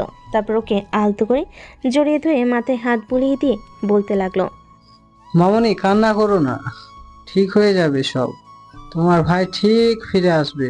তুমি তো জানো ঈশান বাসা ছেড়ে বেশি দিন দূরে থাকতে পারে না। হয়তো রাগ হয়েছে তাই গেছে, কিন্তু ঠিক ফিরে আসবে। কান্না করো না। না বউ, ভাই অনেক রেগে আছে। ও যাওয়ার সময় চিঠি লিখে গেছে, এমনকি ফোন আর গাড়ির চাবিটা পর্যন্ত রেখে গেছে। কোথায় গেছে, কী করছে কিচ্ছু জানি না। তাই তো এত বেশি রাগ করাটা জানতো, কিন্তু কালকে যে এত কষ্ট পেয়েছে তার জন্য এমন করে চলে গেছে। ইশিকা ভয় পাচ্ছিল সুইটি হয়তো আব্বুকে বিষয়টা বলে দিবে, কিন্তু সুইটে বা আম্মু এই বিষয়টা আব্বুকে বলল না। আব্বু ব্লাড প্রেশার রোগী, যদি কথাগুলো বলে তাহলে হয়তো প্রেশারটা বেড়ে যেতে পারে, আর কোনো সমস্যা হয়ে যেতে পারে। এভাবে একটা সপ্তাহ কেটে গেল। এর মাঝে আব্বু অনেক টেনশন করছে, কারণ একমাত্র ছেলে বলে বাসা থেকে রাগ করে বেরিয়ে গেছে, তাই টেনশন হওয়াটাই স্বাভাবিক। কিন্তু এইদিকে যে একটা সামান্য ঝামেলার কারণে ছেলেটা বাসা থেকে বেরিয়ে যাবে সেটা উনি ভাবতেও পায়নি। এই 7টা দিনে আম্মু বা সুইটি ইশিকার সাথে কথা বলেনি, বিশেষ করে সুইটিকে যত সম্ভব ইগনোর করে গেছে। আপু ঈশানের যতগুলো বন্ধু আত্মীয় স্বজন ছিল, এমনকি সারা শহরে ওদের যত চেনা জানা লোক ছিল সবার সাথে যোগাযোগ করেছে, কথা বলেছে। এমন কোনো জায়গা নেই যে যোগাযোগ করেনি। তারপরও ঈশানের কোনো খোঁজ খবর পায়নি। কোথায় আছে, কি করছে কিছুই জানে না। ইশিকার এখন খারাপ লাগছে। এরকম একটা কাজ করার পর মনে হচ্ছে সেদিন কাজটাও অনেক বড় অন্যায় করে ফেলেছে। এমনটা না করলেও পারত। ও ঈশানকে পছন্দ করে না, ঘৃণা করে ভালোবাসতেও পারছে না, সেটা বলেই হতো। তাই বলে বাসার মানুষগুলোর সামনে ওকে কেমন ছোট করলো। একটা মাস এভাবেই কেটে গেছে। এরই মাঝে আব্বু টেনশন করতে করতে প্রায় অসুস্থ হয়ে যাচ্ছে, কিন্তু কাউকে বুঝতে দিচ্ছে না। প্রতিদিনের মতো আজকে আব্বু আম্মু আর সুইটি বসে আছে ডাইনিং রুমে। এরই মাঝে ইশিকা এসে কান্না করে দিল। তখন আব্বু বলল, কি হয়েছে মামনি, কান্না করছে কেন? আব্বু, সব আমার জন্য হয়েছে। আমার জন্যই তোমার ছেলেটা বাসা ছেড়ে চলে গেছে। আমি বুঝতে পারিনি ওর ভালোবাসাটা। ওকে সবসময় শুধু অপমান করে গেছি। আমার জন্যই এমনটা হয়েছে। আব্বু বারবার ইশিকাকে জিজ্ঞেস করতে লাগলো। আম্মু ইশারাকে বলতে বারণ করেছে, কিন্তু আব্বু বিষয়টা কেমন সন্দেহ লাগলো, তাই বলতে লাগলো, মামনি কি হয়েছে আমাকে খুলে বলো তো। আমি বুঝতে পারছি কোনো একটা সমস্যা হয়েছে, যার জন্য ঈশান এভাবে বাসা ছেড়ে গেছে। সেদিন তো দোষটা ঈশানের ছিল, তাহলে বাসা ছেড়ে চলে গেল কেন? তুমি এমন কান্নাকাটি করছো কেন বলো তো? এবার ইশিকা কান্না করে সব ঘটনা খুলে বলল। সব শোনার পর আব্বু কিছুক্ষণ চুপ করে রইল। তারপর হঠাৎ করে আব্বু কেমন অস্থির হয়ে পড়ল। সুইটি আব্বু বুঝতে পারলো আব্বুর শরীরটা খারাপ করেছে, তাইও বলতে লাগলো, আব্বু কি হয়েছে? তুমি এমন করতেছো কেন? তুমি তুমি তুমি ঘেমে যাচ্ছ কেন? কি হয়েছে বলো আমাকে। আমাকে একটু রুমে দিয়ে আসবি, আমার একটু খারাপ লাগছে মামনি। খারাপ লাগছে মানে? কি হয়েছে তোমার? আমাকে বলো, কোথায় খারাপ লাগছে? সুইটি, এক্ষুনি ডক্টরকে ফোন কর। তোর আব্বুর শরীর খারাপ করছে। সুইটি তাড়াহুড়ো করে গিয়ে ডক্টরকে ফোন করলো। একটু পর ডক্টর চলে আসলো। এর মাঝে আম্মু, সুইটি, ইশিকা সবাই কান্নাকাটি করছে। আব্বুর প্রেশারটা প্রচণ্ড পরিমাণে বেড়ে গেছে। ডক্টর এসে ভালোভাবে চেক আপ করে ইঞ্জেকশন পুশ করে দিয়ে বলতে লাগলো, টেনশনের কোনো কারণ নেই, হঠাৎ করে প্রেশারটা উঠে গিয়েছিল, তাই এরকমটা হয়েছে। এমন হয়েছিল বলুন তো, যার জন্য উনি হঠাৎ করে এরকম টেনশন করে প্রেশারটাকে বাড়িয়ে ফেললো? আপনাদের বলছি না ওনাকে কোনো প্রকার টেনশন দিবেন না, যার জন্য লোকটা এভাবে একটা ঝামেলার মধ্যে পড়ে যাচ্ছিল। আপনারা তো দেখছি কোনো কাজ ঠিক মতো করতে পারেন না। ডক্টর কিছুক্ষণ কথা বলে চলে গেল। সুইটি এখনও কান্না করছে আব্বুর পাশে বসে। এবার আব্বু সুইটির মুখের পাশে হাত দিয়ে বলতে লাগলো, টেনশন করো না মামনি, আমি ঠিক আছি। আসলে এমন একটা কথা শোনার পর খুব খারাপ লাগছিল, যে ছেলেটাকে কি না কখনো একটু ধমকের সুরে কথা বলিনি, সেদিন তার গায়ে হাত তুলেছি। এটা আমার কাছে কি কষ্টের না বলো? তুমি টেনশন করো না, সব ঠিক হয়ে যাবে। দেখো, ঈশান ঠিকই বাসায় ফিরে আসবে। আমি ওর সব বন্ধুদের বলে দিচ্ছি। দেখো, ও জানতে পারলে ঠিকই ছুটে আসবে আর রাগ করে থাকতে পারবে না। আম্মু কান্না করছে। আর ইশিকা বুঝতে পারলো সেদিন কত বড় ভুল করেছে। ওর জন্য একটা পুরো পরিবার কষ্টে শেষ হয়ে যাচ্ছে। বারবার মাথায় শুধু এই কথাগুলোই ঘুরপাক খাচ্ছে। ইশিকা আর দেরি না করে গিয়ে আব্বুর পাগুলো জড়িয়ে ধরলো আর কান্না করতে করতে বলতে লাগলো, আব্বু, সব দোষ আমার। তুমি আমাকে যা ইচ্ছা শাস্তি দেওয়ার দাও, তারপরও এভাবে নিজেকে অসুস্থ করে ফেলো না। প্লিজ, তুমি টেনশন করো না। আমি কথা দিচ্ছি, আমি যেমন তোমার ছেলেকে এখান থেকে চলে যেতে বাধ্য করেছি, আবার আমি ওকে ফিরিয়ে আনবো। দেখো, তোমরা আমার উপর প্লিজ রাগ করে থেকো না। আজকে একটা মাস তোমরা আমার সাথে কথা বলো না। আমার কতটা খারাপ লাগছে আমি তোমাদের বোঝাতে পারছি না। প্লিজ, তোমরা আমার উপর রাগ করে থেকো না। না মামনি, আমি তোমাকে কোনো দোষ দিচ্ছি না। তোমাকে দোষ দিয়ে কি লাভ? দোষটা তো আমার ছেলের ছিল। ছেলেটা নিজে থেকে বয়সে বড় একটা মেয়েকে বিয়ে করেছে আর ভালোবেসে ছিল, তাই এসব হয়তো ওর সাথে হবারই ছিল। তুমি চিন্তা করো না, আমি তোমার উপর রাগ করিনি, নিজের ছেলে মেয়েগুলোর উপর রাগ করে এভাবে বাসা থেকে চলে যেতে বাধ্য করেছি। আব্বু, আমি কোথাও যাব না। আমি তোমাদের ছেড়ে কোথাও যাব না। প্লিজ, তোমরা এমনভাবে বলিও না। আমি সব মেনে নিতে পারবো, কিন্তু তোমাদের এই ইগনোরটা মেনে নিতে পারবো না। আজকে একটা মাস যাবৎ তোমরা কেউ আমার সাথে ভালোভাবে কথা বলো না। আমি বুঝতে পারছি আমি কতটা অপরাধ করে ফেলেছি। আমি তোমার ছেলের ভালোবাসাটা বুঝতে পারিনি, কিন্তু এখন ওর শূন্যতা আমাকে বুঝিয়ে দিয়েছে ও আমার লাইফে কতটা জুড়ে ছিল। ইশিকা কথাটা শেষ করতে পারল না, তার আগে সুইটির আগে গর্জন করে উঠল আর বলতে লাগলো, ব্যাস, অনেক বলেছিস। আর না, তোর এই নাটক অনেক দিন যাবত দেখে আসছি। আজকে একটা বছরের ওপর তুই আমার ভাইটাকে ইগনোর করে চলেছিস, আর বাসা থেকে বের করার জন্যও তো ঠিক এমনই নাটক করেছিস যেটা আমরা বুঝতে পারিনি। তোর নাটক দেখতে না আমার অভ্যেস হয়ে গিয়েছে, তাই দয়া করে এই নাটকটা আর চালাস না। তোর চোখের পানি যে নাটকের একটা অভিনয়, সেটা আমি খুব ভালো করে জানি। তাই আর নাটক করিস না, মাফ কর অন্তত এইবার। সুইটি প্লিজ আমাকে মাফ করে দে। আমি বুঝতে পারছি তুই আমার ওপর কতটা রেগে আছিস, যার জন্য আমার বেস্ট ফ্রেন্ড হওয়ার পরেও তুই আমার সাথে কথা বলছিস না। আমি ভুল করেছি, তার জন্য যা পারিস শাস্তি দে। তারপরও আমাকে এইভাবে ইগনোর করিস না। আমি এই ইগনোরটা নিতে পারি না। অনেক বেশি কান্না হয়, অনেক বেশি কষ্ট হয়। তুই আমাদের কর, অন্তত আর এই নাটকটা করিস না। অনেক অন্যায় করেছিলাম, সবচেয়ে বড় ভুল কি ছিল জানিস? তোর সাথে আমার বন্ধুত্বটা হওয়া, নাহলে এমনটা হতোই না। আর তুই বলছিস ইগনোরের কথা? আজকে একটা বছরের ওপরে তুই আমার ভাইটাকে ইগনোর করছিস, সেটা ওর কাছে কতটা কষ্টের, নাকি একটা ছেলে বলে ওর মন বলতে কিছু নেই? এগুলো ওর কাছে সহজ বিষয়। আব্বু যেখানে রাগারাগি করে, আমাদের সাথে কথা বলে না, সেখানে তোর জন্য, হ্যাঁ তোর জন্য সেদিন ভাইয়ের গায়ে পর্যন্ত হাত তুলেছে। একমাত্র তোর জন্য বাসা ছেড়ে চলে গিয়েছে। আমি তোকে কখনো মাফ করবো না। ঈশান যদি তোকে মাফ করে দেয়, আব্বু আম্মু যদি তোর ওপর থেকে সব রাগ অভিমান উঠিয়েও নেয়, তারপরও আমি তোকে জীবন মাফ করবো না। কারণ কোনো জিনিস তোর জন্য আমি আমার ভাইটাকে ভুল বুঝেছি। যেই ভাইটার সাথে একটু রাগিভাবে কথা বলিনি, সবসময় আঁকড়ে রেখেছি, তাকেই তোর জন্য হারিয়ে ফেলেছি। একমাত্র তোর জন্য, তুই দায়ী। তাই আমি কখনো তোকে মাফ করবো না, দেখে নিস। তোরা কি শুরু করলি? ইশিকা মামুনি, তুমি টেনশন করো না। আমি আর তোমার উপর রাগ করে নেই। কি জন্য রাগ করব? আমাদের তো সেই অধিকার নেই। আব্বু তুমি এসব কি বলছো? প্লিজ এমন কথা বলো না। আমার খুব খারাপ লাগছে। তুমি কেন বুঝতে চাইছো না? আমি তোমাদের অবহেলাগুলো নিতে পারি না। প্লিজ মামুনি, তুমি এখান থেকে অন্তত যাও। এভাবে কান্নাকাটি করে ওনার শরীর খারাপ করবে। আর কথা পারিও না। উনি তো বলেছে তোমাকে মাফ করে দিয়েছে, আমরাও তোমাকে মাফ করে দিয়েছি। এবার তুমি আমাদেরকে মাফ করো অন্তত। এখানে আর এসব বলো না, তাহলে ওনার শরীরটা আবার খারাপ করবে। আমার কথাতে ইশিকা বুঝতে পারল ওর সাথে কেউ কথা বলতে চায় না, তাই ও কান্না করতে করতে রুম থেকে বেরিয়ে গেল।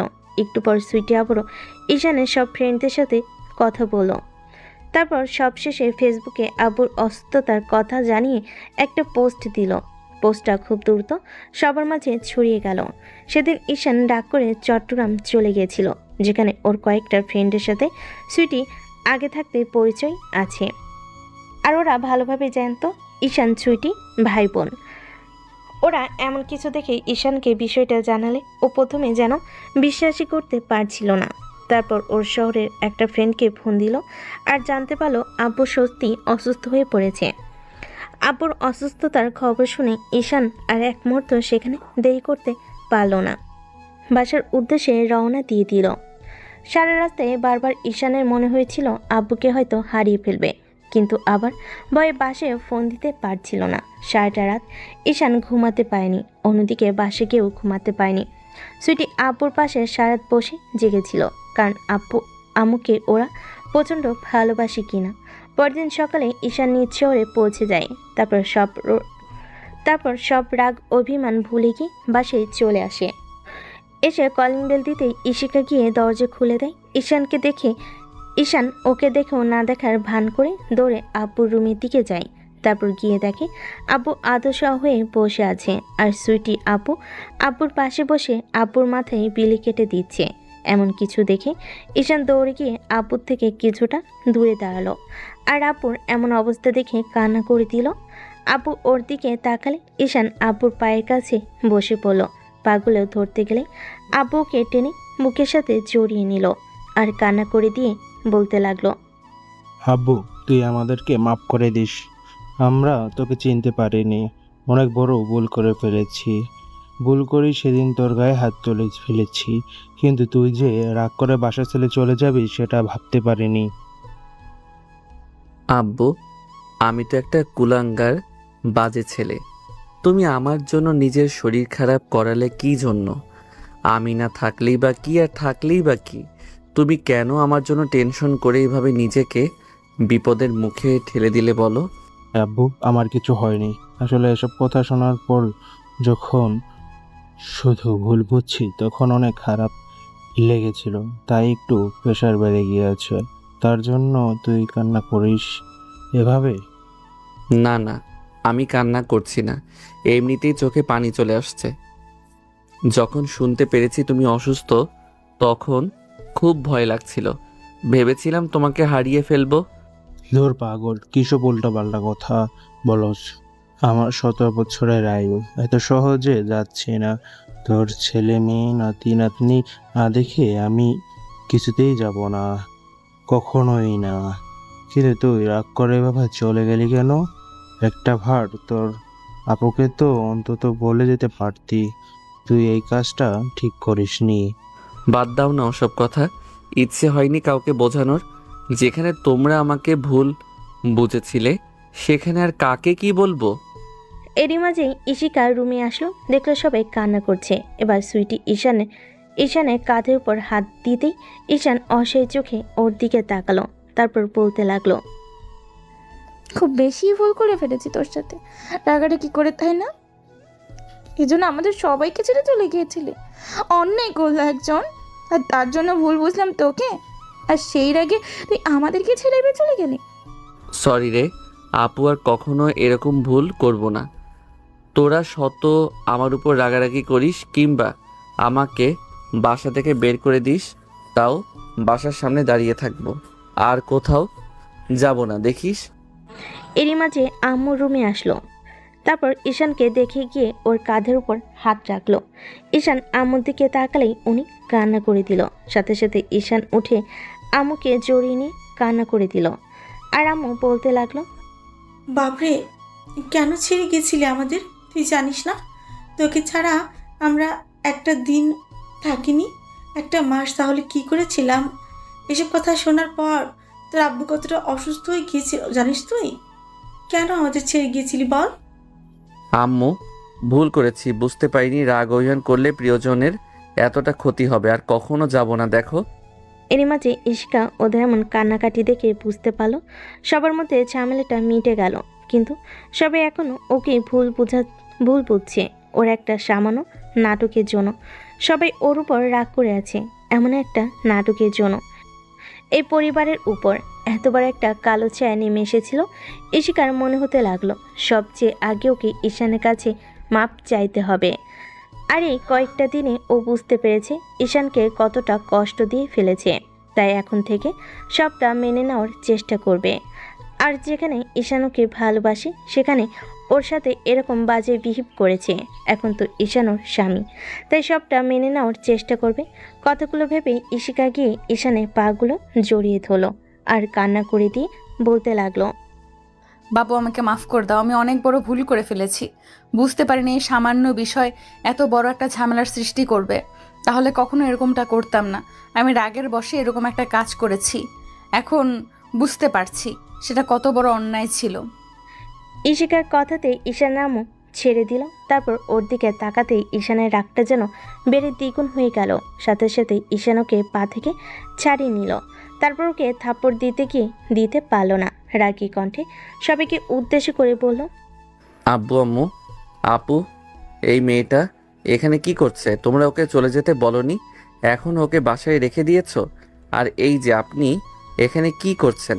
আপনার না চলে যাওয়ার কথা? আপনি না আমার সাথে থাকতে চান না? আমার সাথে কি এই বাসাতেই থাকতে চান না? তাহলে এখনও এখানে পড়ে আছেন আর কি নাটক করতে চাইছে? বাবু আমি কোনো নাটক করছি না, আমি এখন সত্যিই তোমাকে ভালোবাসি আর তোমাকে পেতে চাই।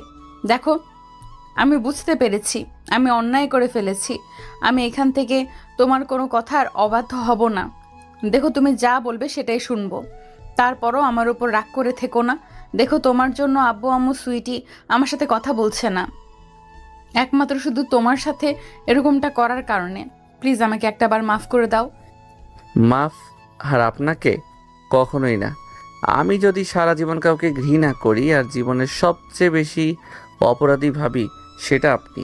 আপনি আমার থেকে কোনো দিন মাফ পাবেন না। আমি মরে যাব তাও আপনাকে মাফ করব না। আর আপনি যেটা করেছেন আজকে একটা বছরের উপরে আমার সাথে যেই বাজে বিহেভগুলো করেছেন সেটা আমার বুকে এখনো তীরের মতো বিঁধে, ভুলতে পারবো না কখনো। এখানে নাটক করে কোনো লাভ হবে না। আর আপনাকে মাফ করা তো দূরে থাক, এখন আপনার চেহারাটাও আমার আর দেখতে ইচ্ছে করে না। এখান থেকে চলে যান প্লিজ। আমি চাই না এখানে আপনার সাথে কোনো মিসবিহেভ করতে। আপনি আমার আপুর বান্ধবী আছেন, সেটাই থাকেন। আর কিছু হওয়ার চেষ্টা করবেন না। আব্বু আম্মু, তোমরা ওনাকে এখান থেকে চলে যেতে বলো। আমি চাই না কারোর সাথে মিসবিহেভ করতে, তাতে উনি আবার এমন কোনো নাটক করুক যাতে আমি তোমাদের থেকে আবার দূরে সরে যাই। ঈশান, আমি কোনো নাটক করছি না, আমি ভুল করেছি, অন্যায় করে ফেলেছি, অমন করে কষ্ট দিয়ে। দেখো, আর কখনো এরকমটা হবে না। এখন থেকে তোমাকে অনেক বেশি ভালোবাসবো, তোমার সব কথা শুনবো, তুমি যা বলবে আমি সেটাই মেনে নিব। তারপরেও শুধু তোমার পায়ে আমাকে একটু ঠাঁই দাও। দেখেন, আপনার এসব নাটক দেখতে দেখতে আমি অভ্যস্ত হয়ে গেছি, তাই না? দয়া করে এখান থেকে আসতে পারেন, না হলে কিন্তু আমি ঘাড় ধাক্কা দিয়ে আপনাকে বাসা থেকে বের করে দিতে বাধ্য হব। প্লিজ তুমি এমনটা করো না।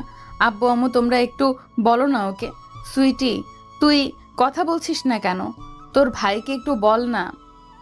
আমি সবটা বুঝতে পেরেছি, আমি অন্যায় করেছি, সেটা মানছি। তার জন্য তুমি আমার সাথে এরকম রাগারাগি করবে? তুমি না আমাকে ভালোবাসো? ভালোবাসতাম, এখন আর বাসি না। ভালোবাসাটা ঘৃণায় পরিণত হয়েছে, তাই সব ভালোবাসা না ধুয়ে মুছে সাফ হয়ে গেছে। দয়া করে এখন আর কোনো সিম্প্যাথি দেখাবেন না, যার জন্য আব্বু আম্মু আমাকে আবার ভুল বুঝে। আব্বু, তুমি আর মেয়েটার সাথে আর রাগারাগি করো না। ও এমনিতেই কয়েকটা দিন যাবৎ কান্নাকাটি করছে আর নিজেকে দোষারোপ করছে। যেদিন থেকে তুমি বাসা ছেড়ে চলে গেছো আমি দেখেছি ওর মনটা কতটা খারাপ। ও ইচ্ছে করে কাজটা করলে বুঝতে পারিনি এরকম কিছু হয়ে যাবে। আম্মু, আমি কারোর সাথে রাগারাগি করছি না। আর কি বললে কান্নাকাটি? এটা তো ওনার অভিনয় আর দোষারোপ করা। এটা তো তোমাদের সামনে ভালো সাজার জন্য। আর মন খারাপ করে থাকাটা তোমাদের দেখাচ্ছে আমাকে কত ভালোবাসে। ওর এই নাটকটা কখনোই শেষ হবে না। ওকে বাসা থেকে বের করে দাও, দেখো সব নাটক শেষ হয়ে যাবে। না না, আমি কোথাও যাব না। তুমি আমাকে প্লিজ এখান থেকে বের করে দিও না, তাহলে আমি জীবনের সবচেয়ে বেশি কষ্ট তোমার থেকে পাবো। আবারও ইমোশন নিয়ে কথা বলা শুরু হয়ে গেল তো। শোন, তোর নাটকটা না আমি বেশ ভালো করে জানি। তোকে দেখতে দেখতে আমার অভ্যাস হয়ে গেছে। আজকে তোর কোনো ইমোশনাল ডায়লগ কাজে দিবে না। আমি তোকে বাসা থেকে বের করে তবেই ছাড়বো। ঈশান কথাটা বলেই ইশিকার একটা হাত ধরে ওকে জোর করে রুমের বাইরে নিয়ে যেতে গেলে তখন আব্বু বলতে লাগলো, ঈশান, আব্বু প্লিজ রাগারাগি করিস না, ছেড়ে দে ওকে। অন্তত এবারের মতন মাফ করে দে। ও অন্যায় করেছে, তুই ওকে আর একটা সুযোগ দে, দেখ ঠিক হয়ে যাবে। ঈশান কথা শুনছে না দেখে সুইটি আপু এসে ঈশানকে আটকে দিল। আপু ঈশানের হাত থেকে ইশিকাকে ছাড়িয়ে নিয়ে তারপর ঈশানকে জোর করে নিয়ে একটা জায়গায় বসিয়ে দিল। ঈশানকে শান্ত করতে আপুকে জড়িয়ে ধরল, সাথে সাথেই ঈশান ফুপিয়ে কান্না করে উঠল। ঈশানের এরকম কর্মকাণ্ডে ইশিকা অনেক বেশি অবাক হয়ে গেল। অন্যদিকে সুইটি আপু জানে ঈশান এখন কোনোটাই মন থেকে করছে না, রাগ থেকে করছে। ঈশান যখন খুব বেশি রাগ করে তখন আপুকে এমন করে ভালোবাসে আগলে নিলে তখন ও শান্ত হয়ে যায়। এবার ঈশান আপুকে জড়িয়ে ধরে বাচ্চাদের মতো ফুপিয়ে কান্না করে দেয়। আপু ওর মাথায় হাত বোলাতে বোলাতে বলল, ভাই ভাই একটু শান্ত হ, দেখ সব ঠিক হয়ে যাবে, তুই রাগ করিস না।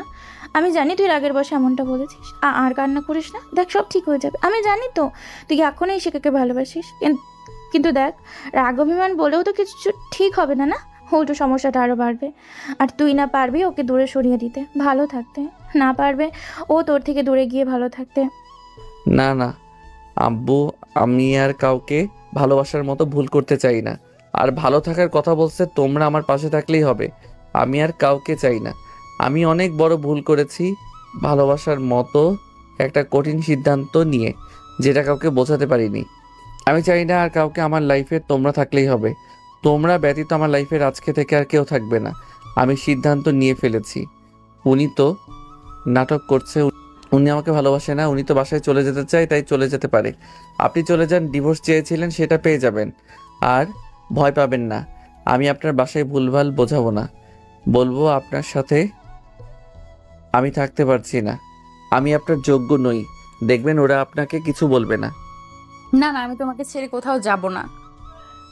আমি ভুল করেছি, তার জন্য তোমার কাছে পা ধরে ক্ষমা চাইছি। প্লিজ তুমি আমাকে এভাবে তাড়িয়ে দিও না। আমি বুঝতে পেরেছি সেদিন কত বড় অন্যায় করেছিলাম, তার জন্য যা শাস্তি দেবে আমি মাথায় পেতে নেব।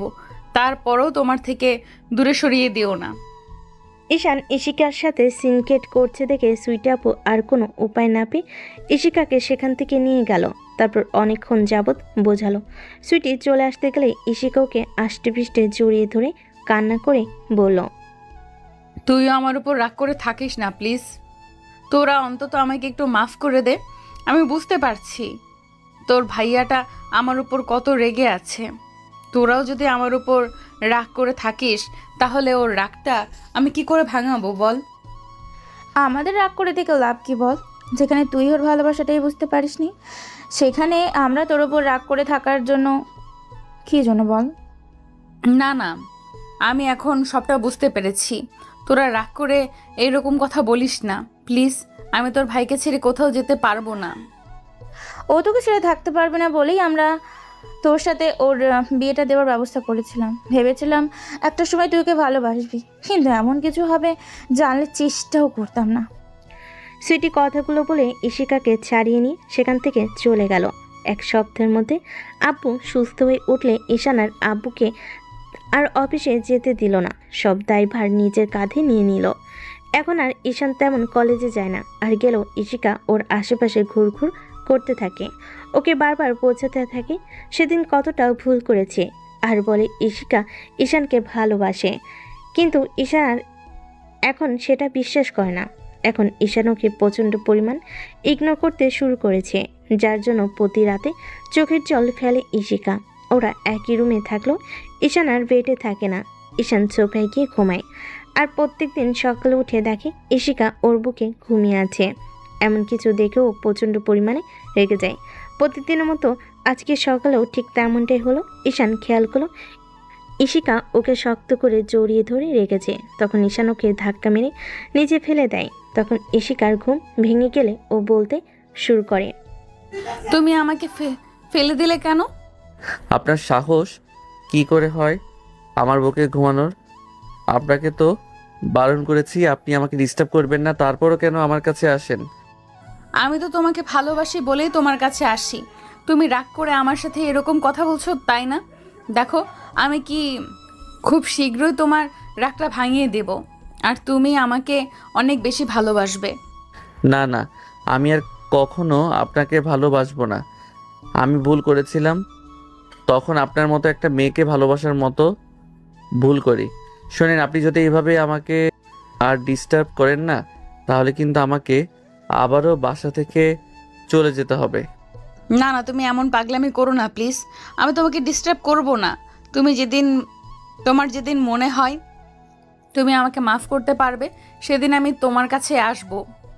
একটা সময় বলেছিলেন না এই দিনটা কখনো আসবে না, যেদিন আপনি আমাকে ভালোবাসবেন।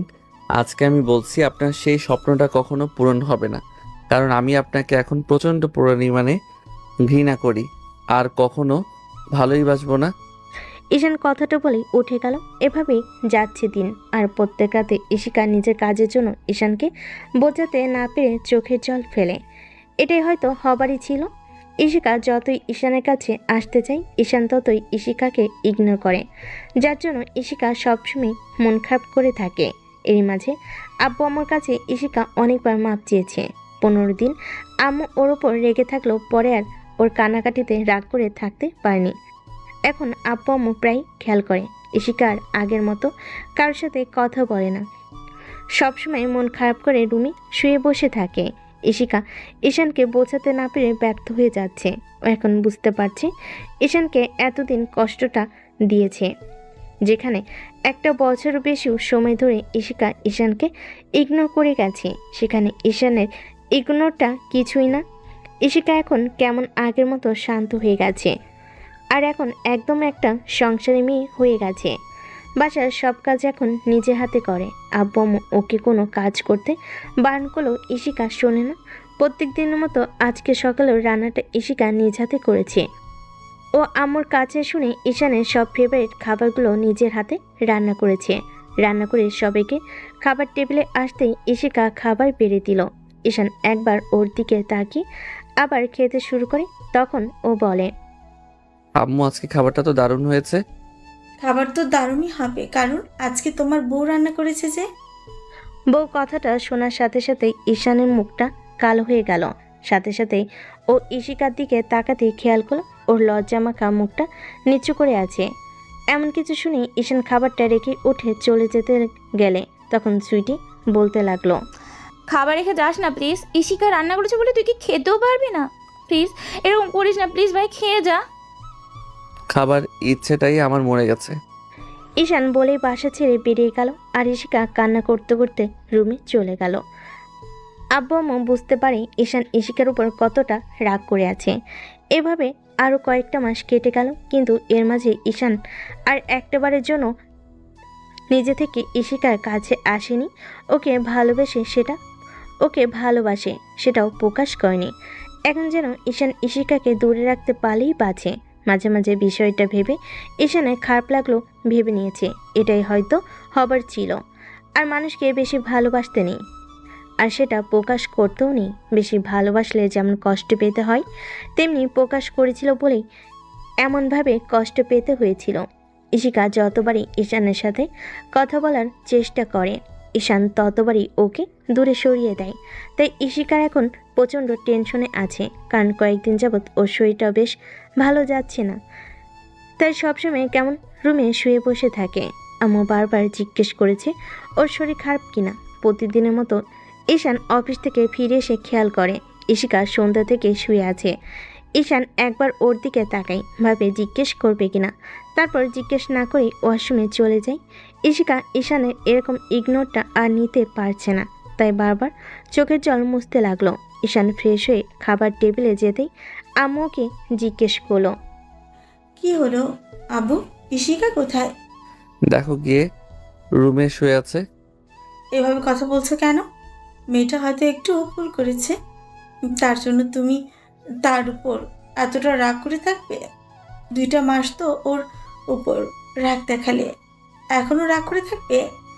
আব্বু, আমি বলি কি, তুমি ওকে মাফ করে দাও আর এখন মেনে নাও। এখন তো মেয়েটা তোমাকে ভালোবাসে, আর বুঝতে পারছো ও কতটা কষ্ট পাচ্ছে, যার জন্য এখন আমাদের সাথেও আর কথা বলে না, কেমন চুপচাপ হয়ে গেছে। সেই মেয়েটা এত চঞ্চল ছিল, সেই মেয়েটাই কি না এখন একটু কথা বলে না, কি যেন একটা সারাদিন চিন্তা করে। হয়তো ভাবে তুমি কখনো ওকে বাসায় রেখে আসবে। দেখ ভাই, যেটা হবার সেটা হবেই। তুই আর এখন ওর ওপর রাগ করে থাকিস না। তোর চলে যাওয়াতে আমরা কি ওর ওপর কম রাগ করেছিলাম? তারপরও তো আমরা ওকে মাফ করে দিয়েছি। আর তুই তো সেখানে ওকে ভালোবাসিস, তাহলে কেন ওকে মাফ করতে পারবি না বল? সেদিন আব্বু আম্মু সুইটি ঈশানকে অনেক বোঝালো। রাতে সুইটি ইশিকাকে নিজ হাতে খাইয়ে দিয়ে আসলো, কিন্তু ইশিকা একটু কথা বলল না। কয়েকদিন পরে ঘটনা, দুপুর টাইমে ইশিকা ঈশানকে ফোন দিয়ে বাসে লাঞ্চ করতে আসতে বললে তখন প্রচণ্ড পরিমাণে রেগে যায় আর বেশি সিনক্রেট করে বলে, এই তোকে বলেছি না তুই আমাকে কল করে ডিস্টার্ব করবি না, তারপরও কেন বারবার ডিস্টার্ব করিস? তুই বুঝিস না তোকে আবার এখন বিরক্ত লাগে? আগে জানতাম না তো এতটা বিরক্তের কারণ হয়ে গেছি। জানতাম খুব বেশি ভালোবাসো আমাকে, ভালোবাসাটাও যে একসময় অনীহা চলে আসে সেটা আজকে তোমার থেকে জানতে পারলাম। আচ্ছা ঠিক আছে, তোমাকে আসতে হবে না, তোমার যখন খুশি এসো। তুমি ঠিকঠাক মতো বাসায় চলে ফিরে এসো, সেটা আমার কাছে অনেক। ইশিকা কথাটা বলে ফোনটা রাখে, তারপর ডাইনিং রুমে আসে। আব্বু আম্মু আর সুইটি বসে আছে ওদের জন্য। ইশিকা সবাইকে খাবার বেড়ে দিয়ে দাঁড়িয়ে রইল। তখন আম্মু বলতে লাগলো, মামুনি কি হলো, তুমি বসো। আম্মু আমার খেতে ইচ্ছে করছে না, তোমরা খেয়ে নাও, একটু পর আমি খেয়ে নেব। আর মিথ্যে বলতে হবে না, আমি খুব ভালো করে জানি ঈশান তোর সাথে কি বিহেভিয়ার করে। দেখ, ঈশান অনেক রেগে আছে, তাই হয়তো এরকমটা করছে, কিন্তু রাগের পর তোর জন্য শুধু ওর ভালোবাসাটাই আছে। তুই কষ্ট পাস না? তুই তো আর ওকে কষ্ট দিসনি না? আর সেটার কাছে এই কষ্টটা কিছুই না, মাত্র 2টা মাস তোকে কষ্ট সহ্য করতে হয়েছে। তাহলে তুই যেখানে ওকে 1 বছরেরও বেশি সময় ধরে কষ্ট দিয়েছিস, সেগুলো কতটা কষ্ট পেয়েছে বুঝতে পারছিস?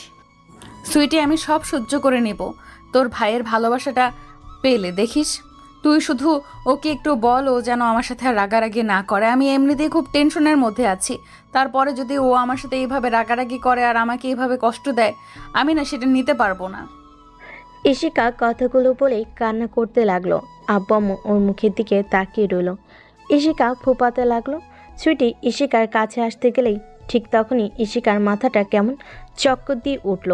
ওর পুরো পৃথিবীটা যেন অন্ধকার হয়ে আসছিল। ও আর নিজেকে ধরে রাখতে পারলো না। মাথা ঘুরে পড়ে যেতে গেলে তখন সুইটি ওকে ধরে ফেললো আর বলতে লাগলো, ঈশিকা, এই ঈশিকা, কি হয়েছে তোর? আমাকে বল, খারাপ লাগছে তোর? ইশিকা কোনো কথা বলতে পারলো না। সবাই ধরাধরি করে ওকে রুমে নিয়ে আসলো। তারপর আপু ডাক্তারকে ফোন দেয় আর সুইটি ঈশানকে কল করলো। কয়েকবার বাজতেই ঈশান রিসিভ করলো। তখন আপু বেশ কড়া কণ্ঠে বলতে লাগলো, কোথায় তুই? এক্ষুনি বাসায় আয়। কেন আপু, কি হয়েছে? আর তুই এইভাবে কথা বলছিস কেন? রেগে আছিস খুব? তোকে বাসায় আসতে বলেছি, বাসায় আসবি। তোকে সরাসরি বললে কখনই বাসায় আসবি না, তাই এইভাবে বলতে হচ্ছে। বাসায় আয়, সবটা বুঝতে পারবি। আপুর কথাতে ঈশানের কেমন একটা সন্দেহ লাগলো। ওর মনে হতে লাগলো হয়তো কোনো একটা সমস্যা হয়েছে, তাই উত্তেজিত হয়ে প্রশ্ন করতে লাগলো, কি হয়েছে আপু? আমাকে বল, কোনো সমস্যা হয়েছে? আব্বুর শরীর খারাপ করেছে নাকি আম্মুর শরীর খারাপ করেছে? বল না প্লিজ। সবটাই বুঝতে পারছিস, কিন্তু আর একটা মানুষ যে বাসায় আসছে সেটা বুঝতে পারছিস না? এবার আব্বু বা আম্মু কারোর শরীরই খারাপ করেনি, তোর বউয়ের শরীর খারাপ করেছে, সেন্সলেস হয়ে পড়ে গিয়েছে, হয়তো ঠিক মতো খাওয়া দাওয়া করে না, তোর প্রেশারটাও নিতে পারেনি, আর তোকে নিয়ে সবসময় টেনশনের জন্য সেন্সলেস, হয়তো এমনটাই হলো। আপু কলটা কেটে দিল। ঈশান আর দেরি না করে গাড়ির চাবিটা নিয়ে বেরিয়ে পড়ে। আধা ঘন্টার মধ্যে বাসে চলে আসে। তারপর দৌড়ে রুমে ঢুকে খেয়াল করে ডক্টর ইশিকাকে চেক আপ করে দেখছে। তারপর বেশ কিছুক্ষণ দেখে ডক্টর একটু মুচকি হাসিতে একটা ইনজেকশন পুশ করে দিল। তখন ঈশান বলতে লাগলো, ডক্টর আঙ্কেল, আমার ইশিকার কি অবস্থা? ও ঠিক হয়ে যাবে তো? ওর কিছু হবে না তো? এতই যখন ভালোবাসো তাহলে এরকম টেনশনের মধ্যে রাখাও কেন মেয়েটাকে? ডক্টরের কথায় ঈশান আব্বু আর সুইটির মুখের দিকে তাকালো। বুঝতে পারল ওরা সবটাই ডাক্তার আঙ্কেলকে বলে দিয়েছে, আর ডক্টরটা ওদের পারিবারিক বলে চলে। সমস্যা হলে ওনাকে ডাকা হয়, তাই লোকটা ওদের সম্পর্কে বেশ ভালোভাবে জানে। ঈশান চুপ করে আছে দেখে ডক্টর বলতে লাগলো, ডোন্ট ওয়ারি, আমি ইনজেকশন পুশ করে দিয়েছি, কিছুক্ষণের মধ্যে জ্ঞান ফিরে আসবে। আর শোনো, একটা খুশির খবর আছে, কিন্তু এটা তোমাদের কাছে খুশি কিনা আমি জানি না। ডক্টর, কি হয়েছে সেটা তো বলবেন। আপনাদের ঘরে নতুন মেহমান আসছে, আপনাদের বৌমা প্রেগনেন্ট। ঈশান, সবাইকে মিষ্টি খাওয়াও। দেখো, তোমার বউ কনসিভ করেছে, তুমি খুব শীঘ্রই বাবা হবে। ডক্টরের কথা শোনার সাথে সাথে ঈশানের চোখে পানি টলমল পড়তে লাগলো। তারপর চোখের পলক ফেলতেই দুফোঁটা অশ্রু চোখের কোণ বেয়ে গড়িয়ে পড়ল। আলহামদুলিল্লাহ, কি খবরটাই না শোনালেন ডক্টর তুমি। আফজাল সাহেব, আমি তাহলে এখন আসি, আর মেয়েটার খেয়াল রাখবেন। এরপর থেকে আর কোনো কাজ করতে দেবেন না ওকে। আর ঈশান, তুমি এখন থেকে ওর উপরে রাগারাগি করাটা একটু কম করবে। দেখো, সংসারে একটু একটু ঝামেলা হতেই পারে, তাই নিয়ে এভাবে মনোমালিন্য করে চললে নিজেদের শরীরের ক্ষতি হবে। এখন থেকে মেয়েটাকে আর কষ্ট দিও না, দেখে রেখো। কথাটা বলেই ডক্টর ঈশানের কাঁধের উপর হাত রেখে চলে গেল। সাথে সাথে ও কান্না করে দিল। আব্বু আম্মু এসে ওকে অনেক বোঝাতে লাগলো। তখন ঈশান বলল, আব্বু আম্মু, আপু, আমি আর ওকে একটু কষ্ট দিব না। এখন থেকে সব সময় পাগড়িটাকে বুকে আগলে রাখবো। ঈশান ইশিকার পাশে বসলো। তারপর ওর একটা হাত 2 হাতের মুঠোয় নিয়ে বারবার চুমু দিতে লাগলো। ইশিকার মুখটা আজকে প্রচণ্ড মাইবি লাগছে, কেমন বোঝা যাচ্ছে চোখ মুখগুলো কেমন বসে গেছে, হয়তো কান্না করে আর অনেক টেনশন করে। আধা ঘন্টা পর ইশিকার জ্ঞান ফিরে আসে। চোখ খুলে ঈশানকে সামনে দেখি ও অনেকটা ভয় পেয়ে যায়। তারপর তাড়াহুড়ো করে উঠে বসে আর বলতে শুরু করে, তো তুমি আমার উপর রাগ করো না প্লিজ। আমি এমনটা করতে চাইনি, আসলে মাথাটা ঘুরে গেছিল। দেখো আমি কোনো নাটক করছি না, প্লিজ তুমি আমার উপর রাগ করো না। ইশিকার কথাতেই ঈশান কান্না করে দেয়। তারপর ওকে বুকের সাথে শক্ত করে চেপে ধরলো। তখন সুইটি ইশারায় ওকে শান্ত হতে বলে। ইশিকার ভয়টা কেটে গেল, আরও কেমন যেন শান্ত হয়ে গেল। ইশিকার ভয়টা আরও দূর করতে সুইটি বলতে লাগলো, তুই কনসেপ্ট করেছিস, খুব শীঘ্রই আমাদের বাসায় নতুন মেহমান আসছে। তুই টেনশন করিস না, ঈশান তোর উপর রাগ করেনি। ইশিকা নিজের কানকেও বিশ্বাস করতে পারছিল না। আবার পরক্ষণেই মনে হতে লাগলো কিছুদিন ধরেই ওর শরীরে কিছু পরিবর্তন লক্ষ্য করছিল।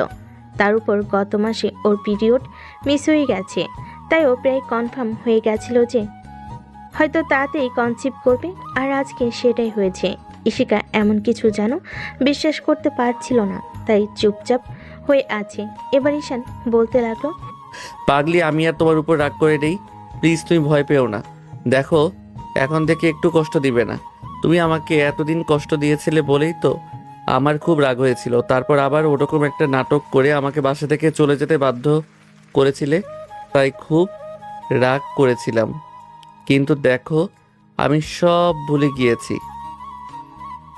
যখন শুনেছি তুমি আমাকে এরকম একটা খুশির খবর দিয়েছো, আমার সব রাগ অভিমান ধুয়ে মুছে গেছে।